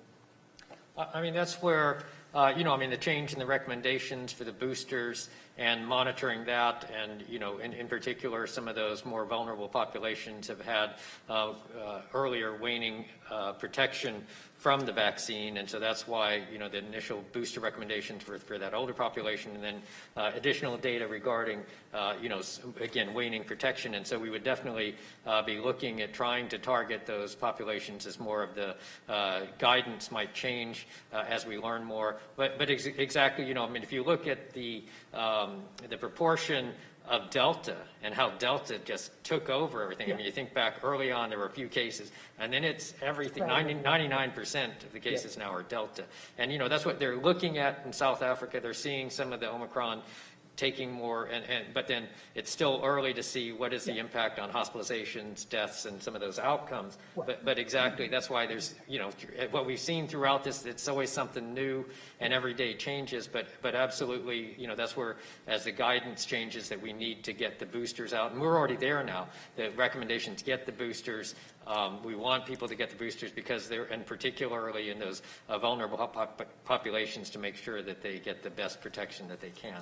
Yeah, well, and that makes sense, right? That you could have a variant that is widely transmissible that also happens to have an increased intensity in effect, but in all likelihood, as time goes on, you have the regression to the mean that the historical curve of it getting more transmissible and less intense regarding illness would still kind of go on that way. But I guess from our standpoint, we'll receive we don't control the FDA, we don't control what innovations will be out there. What we do control though is our monitoring, right? And that monitoring those vulnerable populations is something that we can control, and kind of anticipating the fact that the vulnerable populations are going to be our next big thing, if you will, after what probably should be a pretty decent second wave here in the winter. So what can we do to better monitor our nursing homes, our populations of those with chronic diseases? Because I mean, we know good and well this is endemic. Like, we're going to be dealing with this for years and years and years, and that monitoring at least is something we can do to make sure that, hey, we're seeing a blip in this. We need to tell everyone we can, shout it from the rooftops. I mean, it could happen here first, right? So how do we do that, and what kind of funding would we need to put together for it? You may not have an answer today, but I certainly want one soon. Well, I think, again, one of the lessons that we've learned is how our information systems were, and investments in public health information systems had been lacking and sort of primitive. And so this is the opportunity. That's why we're really trying to, address that and update these things, because we see how important that clinical information, the timely and accurate information is. And so as we're expanding this, as we're expanding the lab reporting systems and getting all those labs and the hospital data, that is going to be our opening. We're starting out with communicable diseases and things, but we can then start collecting more of those information on the chronic diseases, cancer, heart disease, diabetes, and get that same visibility. And that's exactly what we're trying to develop. So, and it was with the CHNA where we look at the 23-year age, life expectancy difference between zip codes. We can get more granular on that. You were talking about, and we're pinpointing and looking at some of the data for the highest block, census blocks that have the highest number of people that are not vaccinated. But we're also looking, and with PCCI, some of that mobility data, and they see the people in those areas, where do they tend to go? And that helps us say, okay, that's a location that we want to put services or have, try to take advantage of some of those. So we're trying to use that information to be more effective in targeting, and then to be able to continue to evaluate the impact. And to me, it makes so much sense to enhance our infrastructure, not only for COVID, but flu and so many of the other health risks that you've already talked about. One of the things I'm seeing too is that we're a couple of weeks behind other places in the United States for one thing, and obviously then around the world, so that we can learn more of the nature of the new strain, for example. I mean, is that, so then we should be able to adapt what we're doing to respond better if there is a higher susceptibility in checking more on the vulnerabilities. I mean, is that something that, I mean, because you guys, I mean, we're Yeah, I mean, definitely there's a lot of communication among other local health departments, state health departments, sharing what's going on. And, you know, that's what's a little scary right now. You know, Colorado, Northeast are having a really hard time, Michigan. And so monitoring, and that's what, you know, the concern that we don't want to get back into that as it's getting cold, as people are inside more and closer together. We don't want to see that as what our coming weeks and months look like. You know, absolutely trying to get those messages out that we know we need to keep our guard up and not, because that's potentially what could happen. right. Thank you. Okay. Last but not least, Dr. Huang, digitalization of records. I mean, it had come to my attention that some people would like to put it like in their phones and a wallet, some kind of process. Are we looking into that? Now, say that again. I mean, like with Digitalization of records. Are we going to digitalize all these records so people can have them in their wallets, in their phones? That is not. Yeah, I think we can get PDF records, and I know there was some conversation about looking at how that can be stored on a phone. So people, you know, I mean, people can take a picture of their cards. I mean, it depends on what people consider and accept as. I know, and I tell everybody that asks me, I always take a picture and put it, you know, in some of your records. But some people really wanted to be able to store it in some of the applications. And I know I asked Ms. Kraft, and they're looking into that. But I was asked that question, and I really did not know the answer. So. Well, you know, one of our initiatives, I mean, we are also simultaneously implementing Epic as our electronic health record under working with Parkland. One of the things is they have a patient portal that, you know, people using Epic can, on their phone, access their medical records. We hope then that they can access their immunization records and things like that. So if that's you're another a member thing of that Parkland, you know, we are moving towards. And I know specifically with COVID, yeah, there was some email conversations about how can the records that we're providing now, is there a way to simplify getting that so that people can see it? Well, thank you. And I also, last but not least, Dr. Wang, I want to say to all the people that have lost their cards, there is a form and a way to get a duplicate. And thank you to your staff for putting that information. And if you can send me something that I can post. It's amazing how many people want to go and get a booster or, you know, a second shot, and they can find their original, you know, vaccination cards. So thank you so much, and I think that's it. Thank you, Dr. Huang. Okay, thank you. Thank you.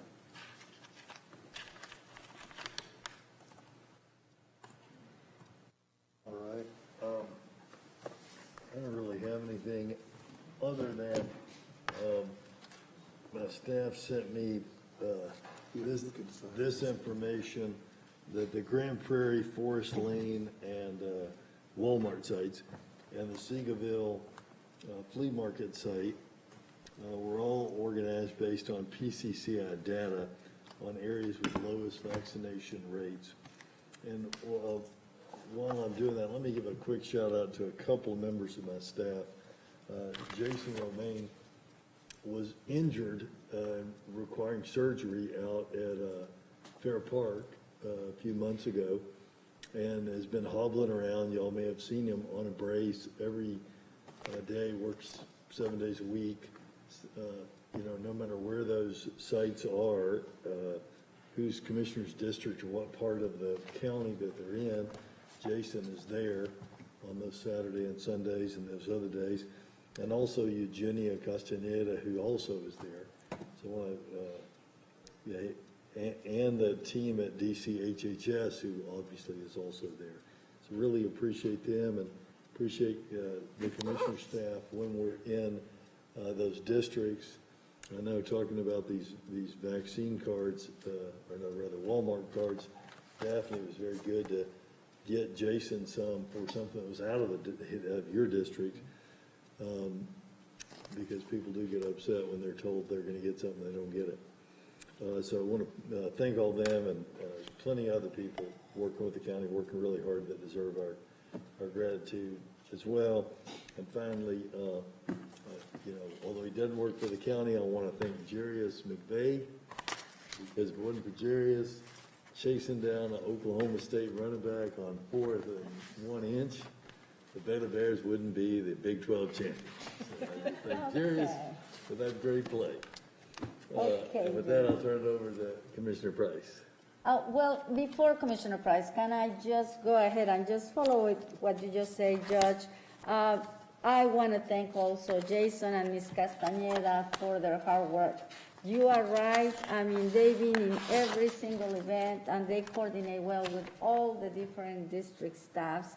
And I do have to say that they work long hours. I mean, that Friday at Walmart, I had to leave. And believe it or not, I felt bad about leaving that day because I knew how many people were waiting, and I knew there was a long line. And nevertheless, Mr. Jason Flores with my staff, Mr. Romaine and Ms. Castañeda stayed there with the whole team. And I was reported that everybody that was in line got vaccinated. And as far as, thank you to your team. Thank you to all our teams that worked so hard during these campaigns. And last but not least, go Bears. I mean, that was pretty good. Happened to see the last part of the game. So, thank you, Judge. Thank you. I have no clue what y'all talking about. But anyway. Baylor. I know. At the end, this end of the year, the more I research the nature of this racism is, it's me, everybody else. The more I research this racism, I guess the more I get, upset about why, Parkland feels as though they are immune. On 2018, a lady by the name of Roseanne Barr sent out a tweet to Valerie Jarrett, a black woman and former senior advisor to President Barack Obama, with an ape. She lost her television show. Yeah. Later that year, Prada was forced to remove a $550 keychain from its global market amid cries of a boycott. The keychain contained the figure of a monkey with large lips, suggesting blackface.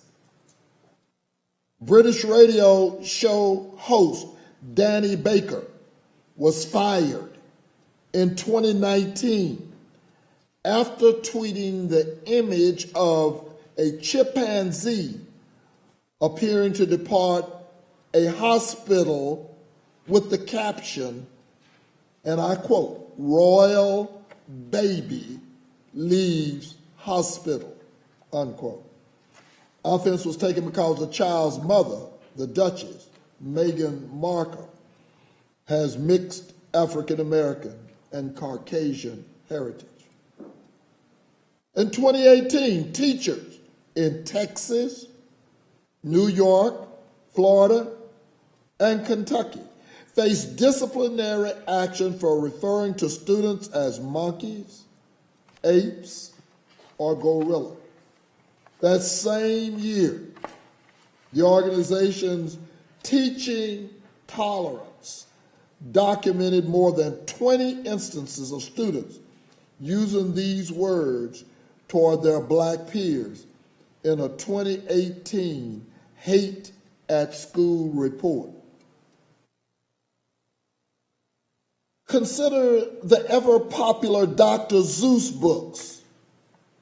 which in total contained only 2 black characters, both of whom are depicted as monkeys. However, in Dallas, Texas, a high-leveled C-suite professional who is paid well to get health care to the underserved, poor community gives her team a monkey mug and no one says a word. But I won't let it go unnoticed. The problem with the picture book monkeys, racist images associating simians with black people has a long history. And we will continue. By the way, if you look up the word simian, you'll understand that's apes.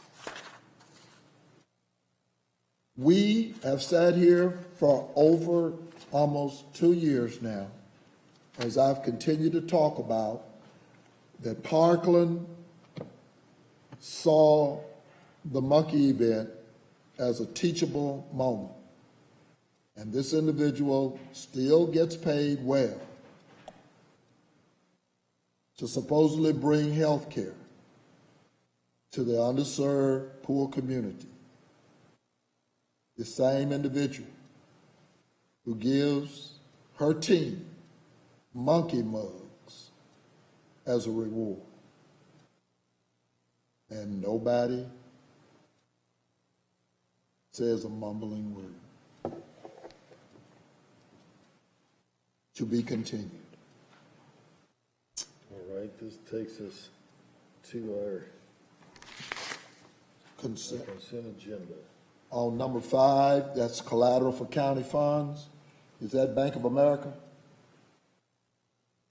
I'm going to vote no. Okay, Is it Bank of America?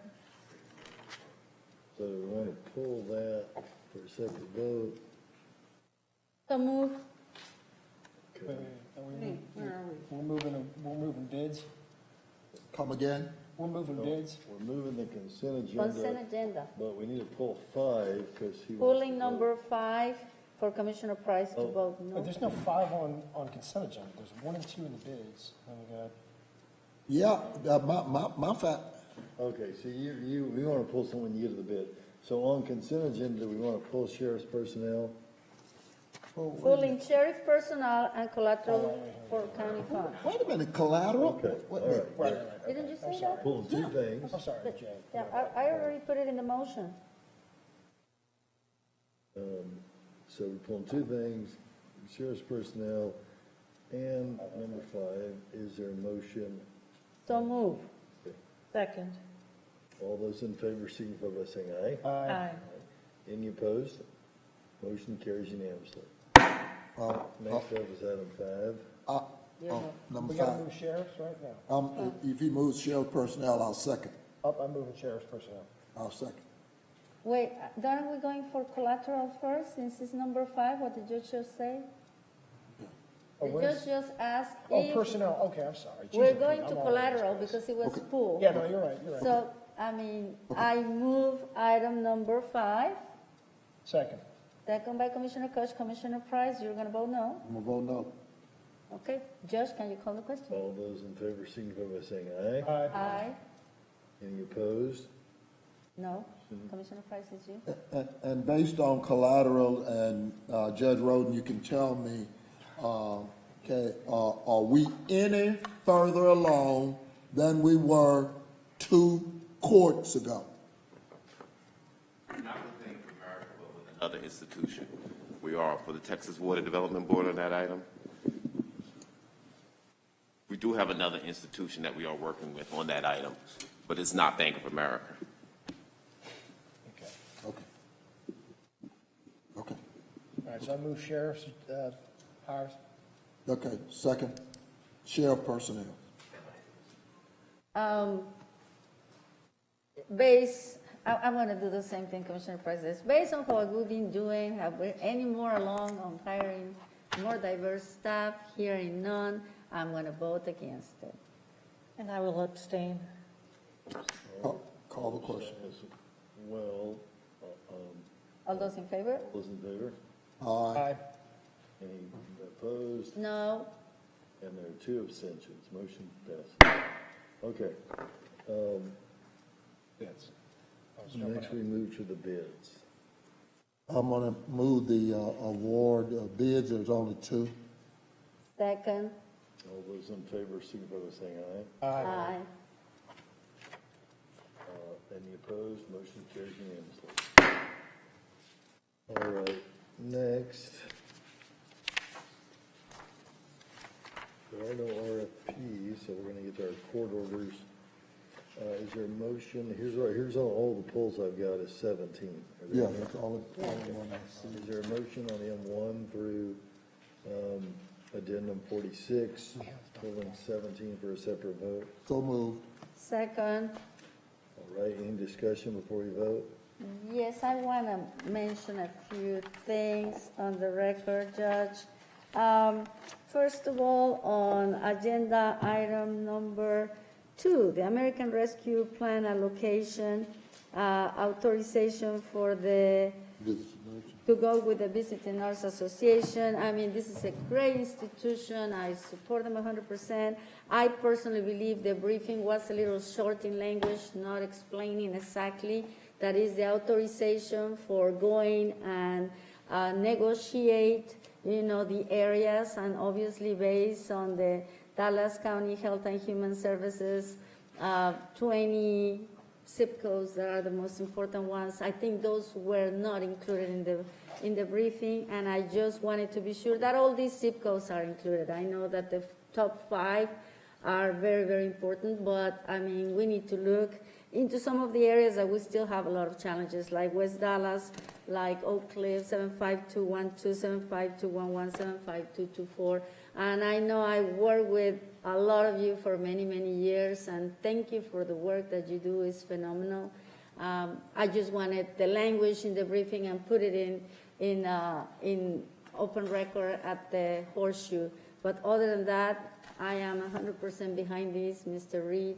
BNA, I see a lot of you here today. Thank you for coming. Thank you for the great work. Thank you, Mr. Martin. Thank you, colleagues. I mean, it was not pulled. We move forward.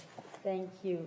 On agenda item number 3, marketing campaign proposal ending HIV epidemics. The Spanish media thereby is there. I would like to see how are we going to distribute the funds, and I know you're also right now in negotiation on this, Mr. Reed. So I know that it mentions some of the venues where the buy is going to go. I just want to be sure that, Spanish media, not only in radio and social media, a lot of the Spanish-speaking community still watches TV. So I wanted to be sure that that was in there and the amount of funds that is going to be distributed through this. Yes, ma'am, we'll get that to you as soon as possible. Reach out to ABI. Usually the process for this is once the campaign is approved by the Commissioner's Court, we then get the specific plan of action for the ad buys, because it all depends on the timeline of when we approve, when they can then implement. And so as soon as they provide that to us, we will then shoot it out to the rest of the court. Okay, thank you, Mr. Reed, and don't go far. I'm glad to see that, we have the security assessment. I know administration has been working on that. I'm glad to see it moving forward. Agenda item number 16, authorize a 12-month contract with Kinetech to provide automated solution for rental assistance program. Obviously, this is the second part. Mr. Reed, can you elaborate on this? Where are we? How are we doing? And obviously, Are we talking about 17? 16. Okay. 16. I know you pulled 17, Oh, yeah, Commissioner okay. Koch, and I already gave my what I think to Mr. Reed. But obviously, I want to see that we have enough bilingual and multilingual staff, because obviously when it comes to the rental assistance program, it's indispensable. And can you elaborate on how is this going to work? Yeah, so this is actually a software that can further streamline our case management for our emergency rental assistance program.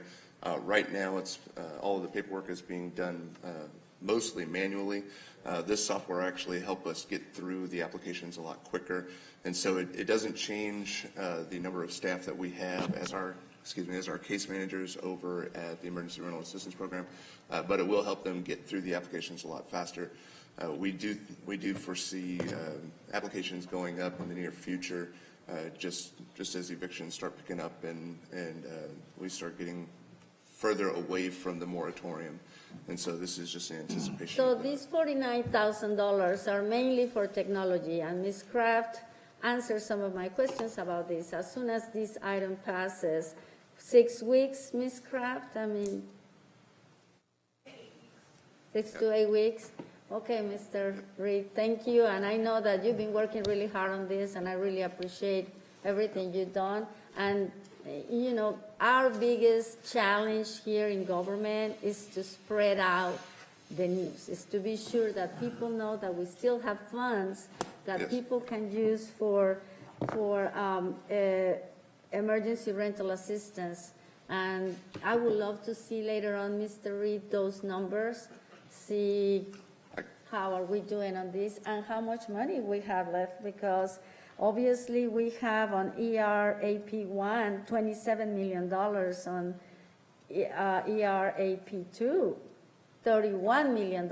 So out there, media outlets, we have the funds, we have the money, we want people to apply for these funds, and we're definitely coordinated with all the other entities, and I know that item 17 was pulled, but it's also a compliment about everything that we do with evictions and appeal cash bond assistance. I will get you those numbers today. It's very easy for us to pull up, and I'll shoot it around to the entire Commissioner's Court. I do also want to point out that our marketing consultant is still actively doing a campaign for our emergency rental assistance program. Have some statistics on that too that I will forward around. But we do continue to push out the message. We still have money. Please apply, and we will get you through the process as quickly as we can. Hopefully, it'll be much quicker once we get not hopefully, it will be much quicker once we get the software. Let me just say, and again, I didn't bring up with Dr. Wong. First of all, who produced the Help Me Rent television commercials that I continue to see talk about Dallas County? That is our marketing consultant. It is? ABI. Good job. It pops up all the time. I've seen it. That's great. They are doing incredible work. I've seen it on these campaigns. I've seen it on 8. I've seen it on 4. It's it's popping. How do you have time to watch TV? Huh? How do you have time to watch 3:30. You're asleep at that time. 3:30 in the morning before I go to the gym. Oh, well, that's a public service But no, announcement. They're running it doing some news feeds too. Yeah, So I saw one during the last, not the last Cowboys game, but the one before that. Yeah, they run doing news feed. Can you send some of them to us, Mr. Reed? Yes, ma'am. Yeah, help. Those of us that Hopefully got up we at 3 can o'clock in post the them. morning. I haven't seen them. Yes. Yeah. Yeah, can you send it to us? I mean, at 3 o'clock in the morning, I'm going to bed, and it's a public service announcement. Only Commissioner Price is awake. They're doing them throughout the day. They are. The ones that I've seen most frequently, and this is just because of my TV watching habits, have actually been on KERA in the mornings during the children's programming right before I get up and get my kid ready, which would be to take him to school, but he's not in school right now. No, they're on and they're going. But and also we talked about those gift cards a few minutes ago. One of the things I want to continue to say that when we tell people that we're going to have the assistance there available, we need to do that again. And Mr. Shovelmeyer has been great on the follow-up, but I make people send them to my email or my staff, and he's been great with getting the navigators now. But when we tell people, when we're doing the vaccination, we said we're going to have cards and rental assistance, then we need to make sure that we got that. And probably we can put it in social media, since part of their buy is based on clicks, likes, and shares, which I find that amazing, because sometimes, you don't know, I can tell how many times, the information has been, and is the correct information. Yes, ma'am. We actually sent around the last round of assets maybe 2 weeks ago, and there'll be a new round of assets. And these are social media ad buys. And so as soon as that next round is ready, we'll shoot them out to the court so y'all can put them out on your social media as well. Okay. Excellent. And I do want to comment about 27, since I'm always kicking Parkland, every once in a while a blind hog finds an acorn. This is all part of the homeward bound piece in terms of the community. And I just want to say thank you. I did walk it. I walked it with their board member. I walked it with Mr. Bazan's people.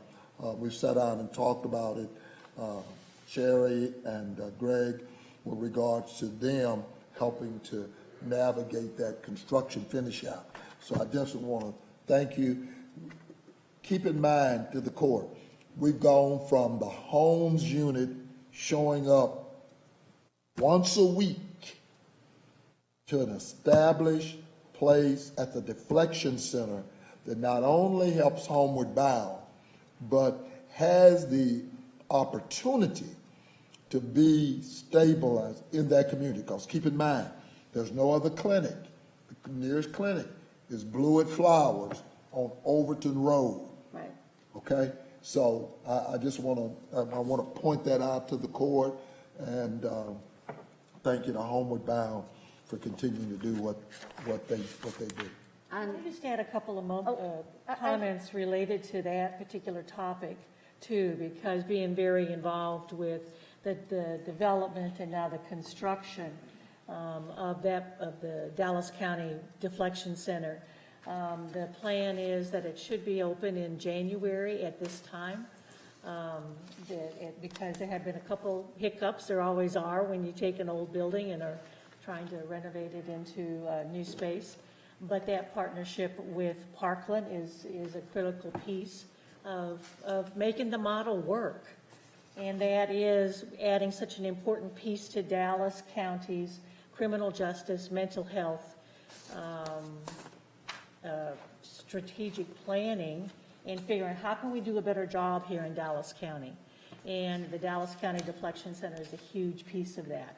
So I just wanted to, add on to what Commissioner Price had to say of the importance of this and just, what that's going to mean to our whole process of addressing the mental health issues in the criminal justice system.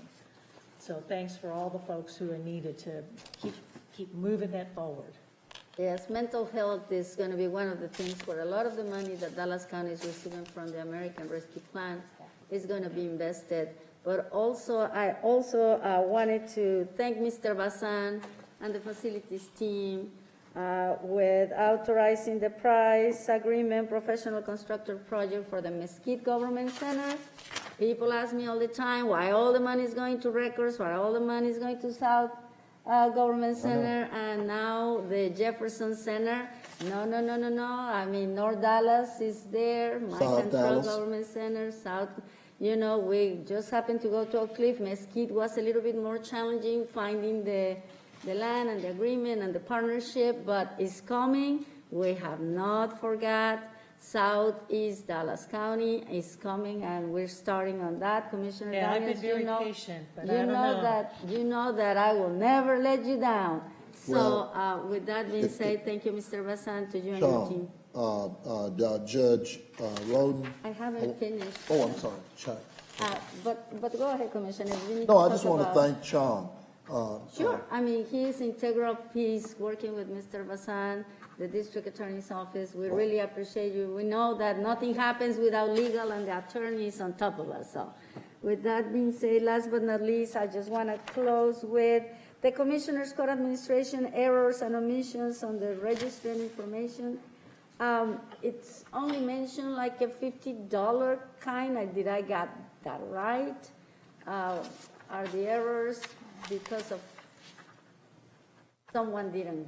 I mean, I know the treasurer was able to stop some of these checks that were not filed correctly. I don't know, I don't see the auditor's office here, but I mean, whenever I see that we have 4 items, you know, on errors and omissions on registry, I just want to be sure that, I know we cap it to $500,000. Just want to be sure that there are errors and omissions, that we're working diligently so they don't happen again. Auditor. Someone cannot answer right now. I mean, they just can send me the information later. Mr. Thomas, is that regards to E&O? Oh, there's the auditor. Yeah, Sorry, there he Mr. Auditor, I did not see you all the way in the back.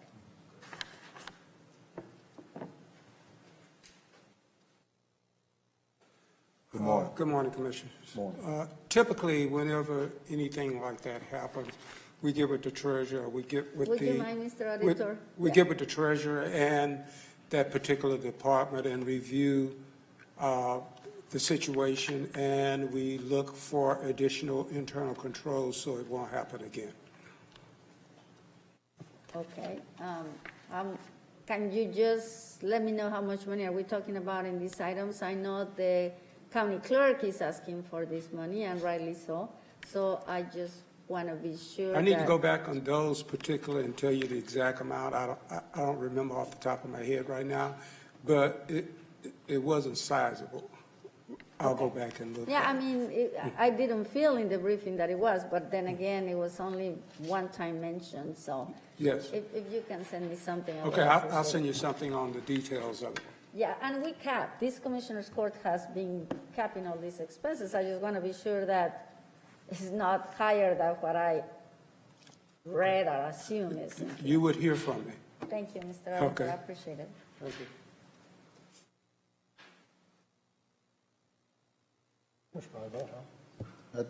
That's called the question, Judge. Yeah, and before we vote, I want to commend Mr. Martin and Mr. Reed and everyone who's working on these ARPA funds. Great job on the visiting nurses, getting the extra meals out to people in these tough times. All those in favor signify by saying aye. Aye. Any opposed? Motion carries unanimously. Next up is 17. Do a motion on 17. I'm gonna move 17. I'll second it. I thought Commissioner, He did, he I just want to talk pull about it. it, but not for 2 weeks, for discussion. No, just for separate No. vote. Okay, Yeah. and you move it, I And second. he Yeah, seconded that's it. fine. I just wanted to talk about this just as a matter of policy and just kind of make sure that we're covering all our bases. Earlier this morning, so timely, and I'll just read. Record high apartment rents in the DFW area show no signs of easing. Professor Julie Lynch, an associate director of the Weissman Institute for Real Estate at UT Dallas, talks to Good Day about the shocking figure. Average rental rates are up 16% from last November to this November. Absolutely, there's a consensus that rental rates are going to continue to move up. So in regard to this effort, good effort, and I support it, but there absolutely needs to be a caveat because there is a great risk in some of the things we're doing here. Our goal is to keep people in housing. There are going to be individuals that, their entire goal is to keep their home. And those are two different things at some point, right?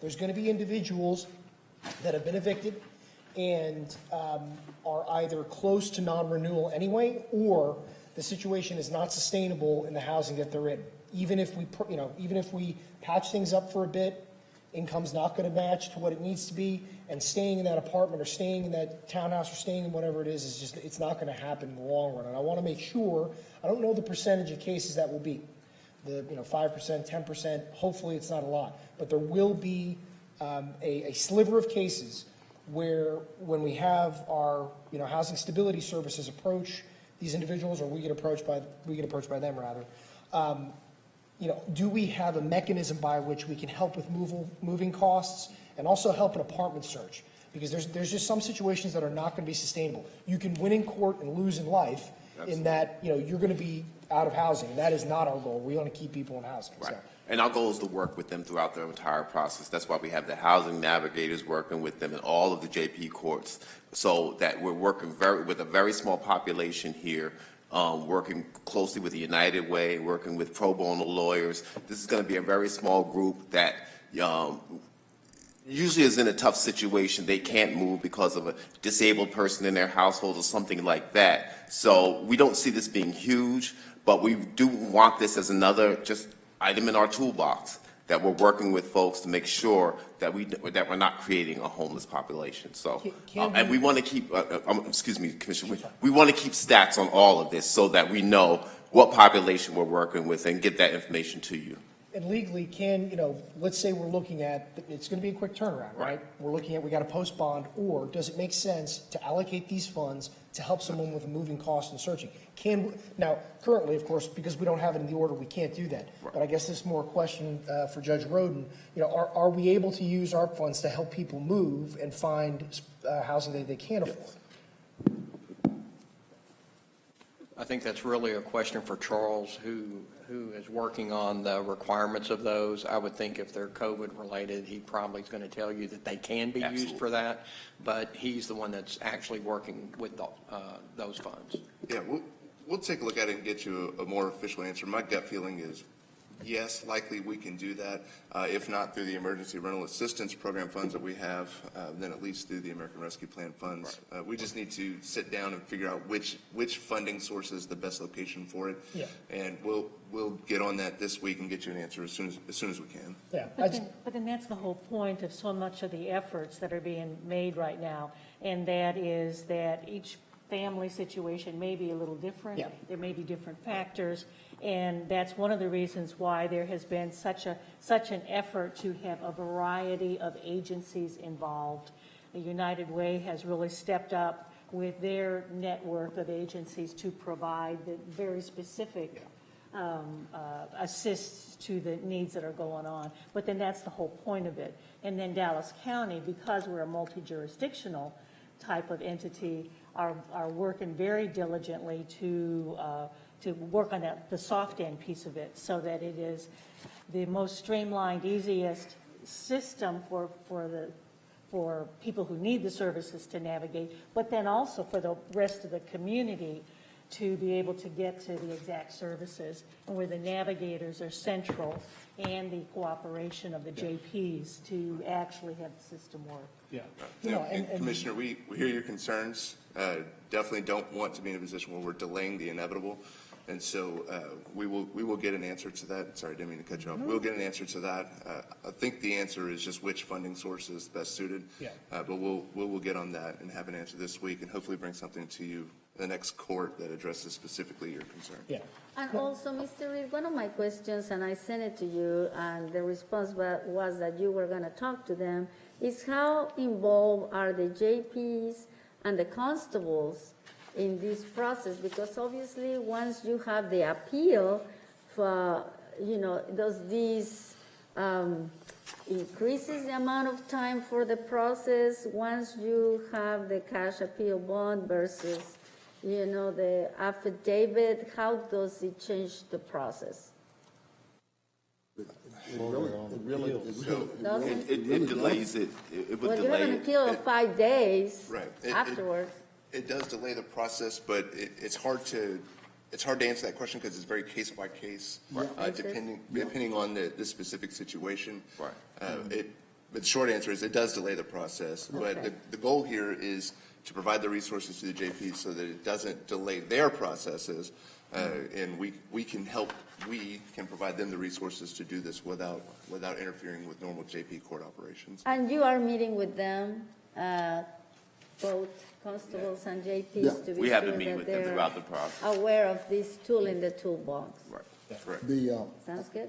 I want to thank facilities and my staff, public service. We commandeered a room out in Mesquite from the constable, which was basically being used for storage.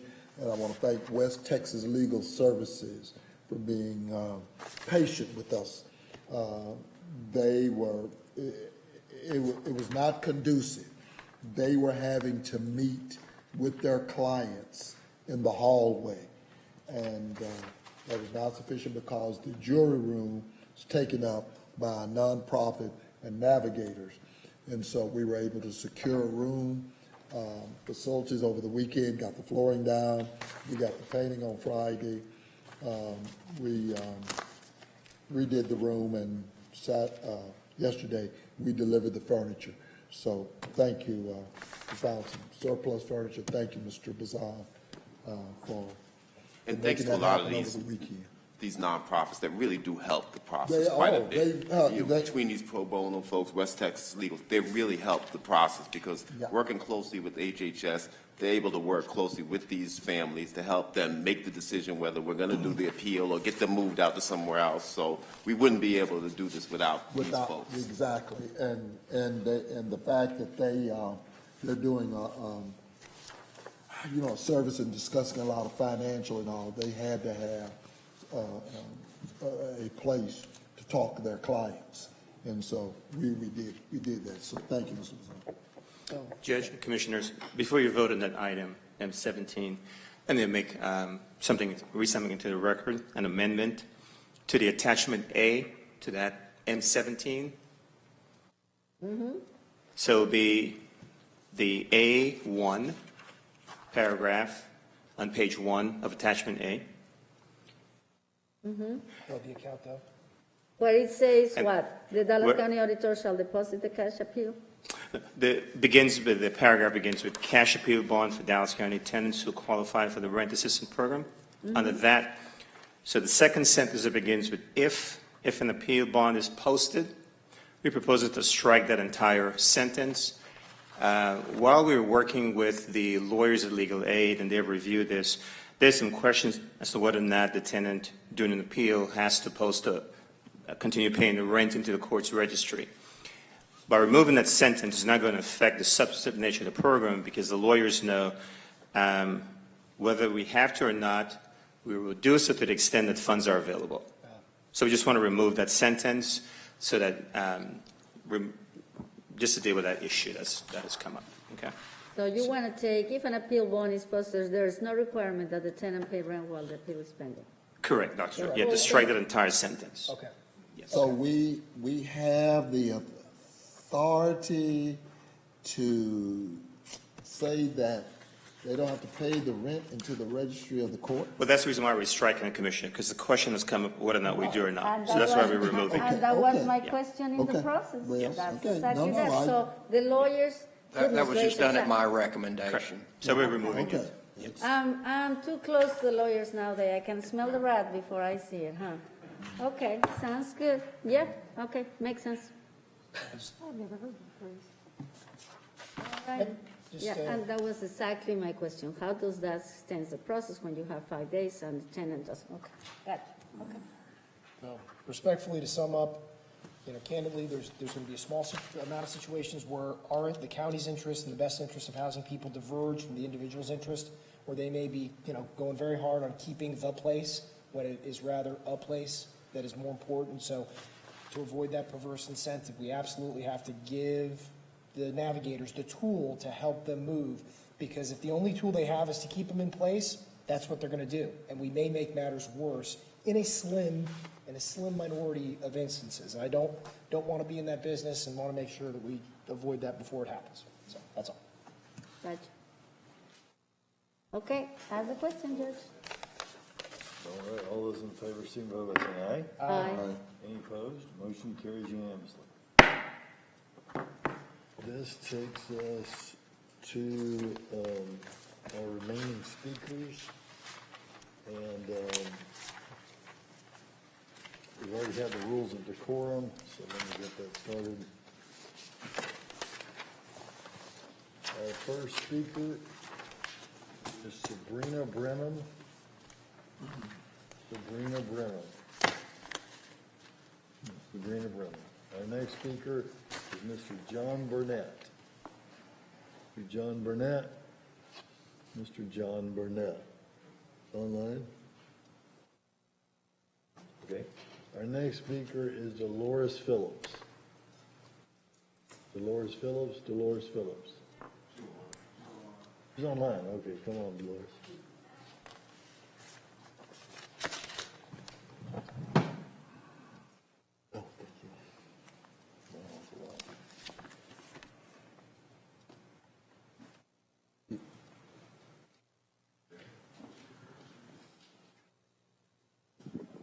Ms. Phillips?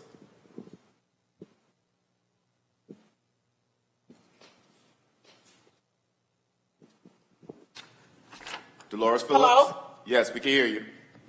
Okay, am I on phone or I'm on the computer? We can hear you. We can hear you on our computer. I'm not sure what you're on. Okay, I'm on the phone. Can you go to the phone? The computer is malfunction. Well, we can hear you. Go ahead on.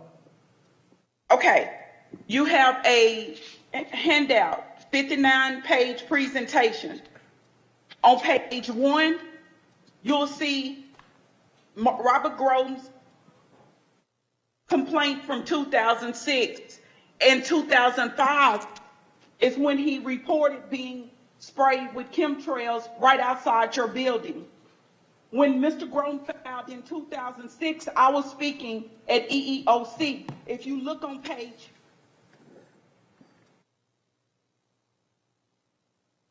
We lost her. Hang on, I'm not counting this time against you. We lost you. Stop that clock, guys, will you? No.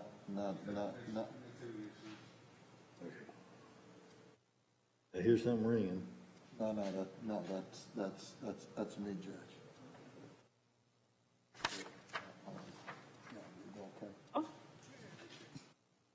Can you hear me now? Yes, ma'am.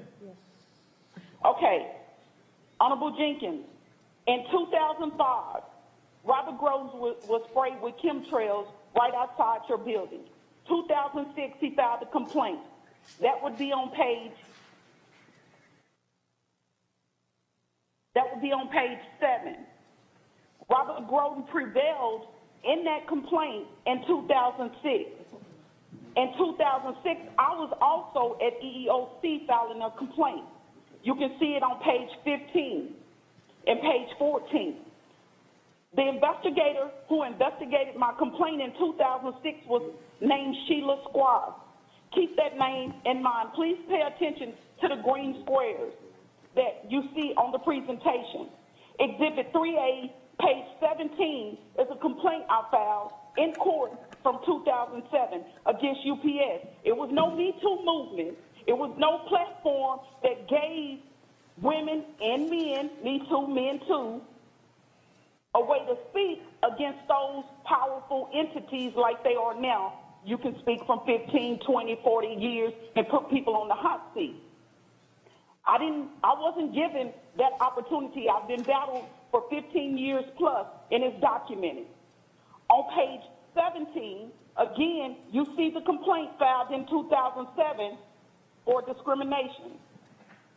Page 18, you see when I returned to work, it was total mayhem and retaliation. That's on page 18. Page 19, fast forward, 2010, you see Frank Gorka testifying in the court of law at the federal building, federal court of Dallas, instructing him to unlawfully arrest Mr. Groden and others for doing what they do, even though they were being lawful. Dallas did not like their ideology. Exhibit 4, 310, CB 1280, that's on page 21, 2021. I'll be there next month to do this presentation in person if you permit me to do so.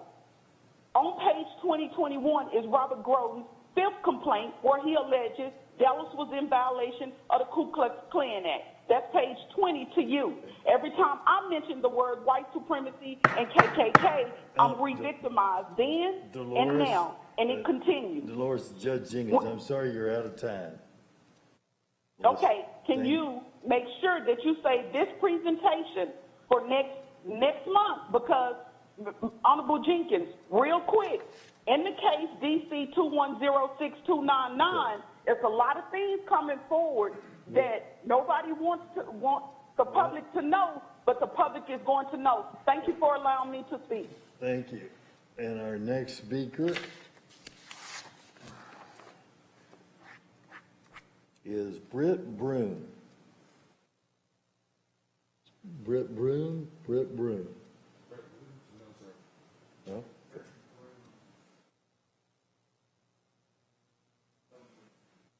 Okay.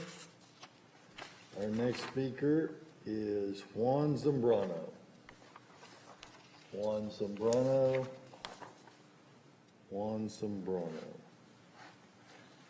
Go Juan Zambrano. Our next speaker is William Hopkins.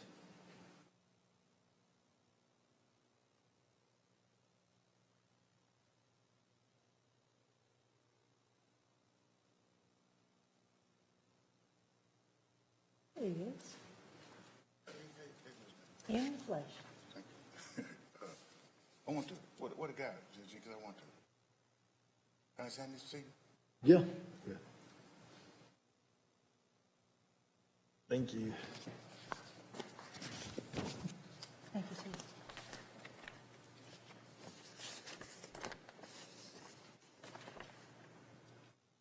sir. Judge Jenkins, my name is William Hopkins. I've been, the second line, Judge Jenkins, this was August the 13th, 1997. I've been walking around with these papers for 20-some years, Judge Jenkins, trying to find out that the city said they wasn't involved, and it was between some attorneys. This is what this letter, the first sheet said, Judge Jenkins. I've been doing this for 20 years, and no white person at the city, no white person at the DISD, and no white person here at the county.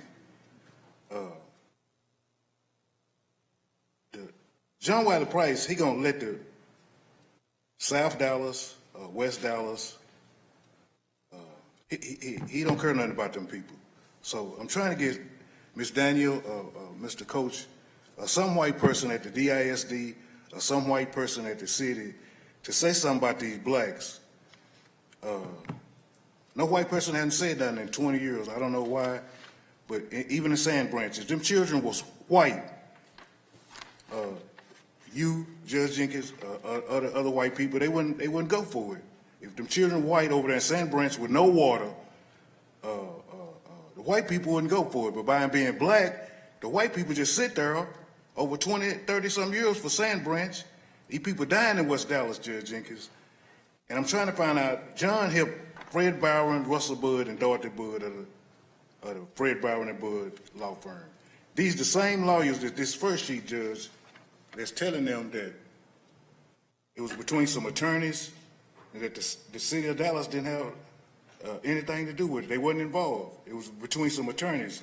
The attorneys on this letter that they talking about is Fred Byron and Budd that John helped over in West Dallas for this West Dallas lady, Judge Jenkins. I'm trying to get the FBI just to look into it, just to see if the city say they wasn't involved. And the second sheet showing where the city sued the RSR lead plant. And I don't know if the FBI won't look into it because of John helped Fred Byron and Bud and them with this lawsuit. It was crooked, Judge Jenkins. And I'm just trying to get somebody to help me. I've been doing this 20 years, Judge Jenkins. Just trying to get some help for the people in West Dallas. And I've been walking around with the lawsuit and the sheet of paper saying that the city wasn't involved. And I'm trying to find out what John, what you see he gone now. What John, he gone? I think he went to the restroom. He gone to the restroom? It's next time that you go to the restroom break is when he come from the restroom, Judge Jenkins, can you tell him the people in Sand Branch need some water? The people in West Dallas dying, man. When he come back, let him know that for me, Judge Jenkins. Can you let him know that? We will, and I'm sorry, William, but you're out of time. Thank you.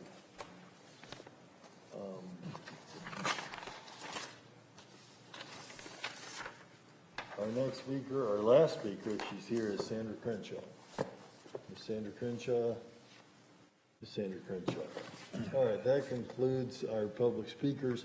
We'll now adjourn for a closed session as discuss matters under Chapter 551 of the Government Code as previously posted.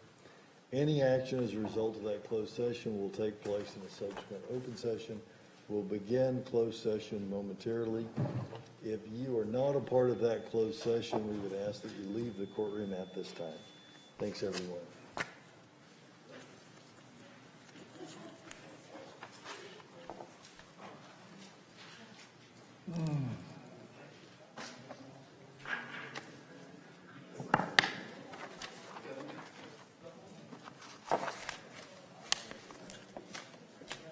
Do something else.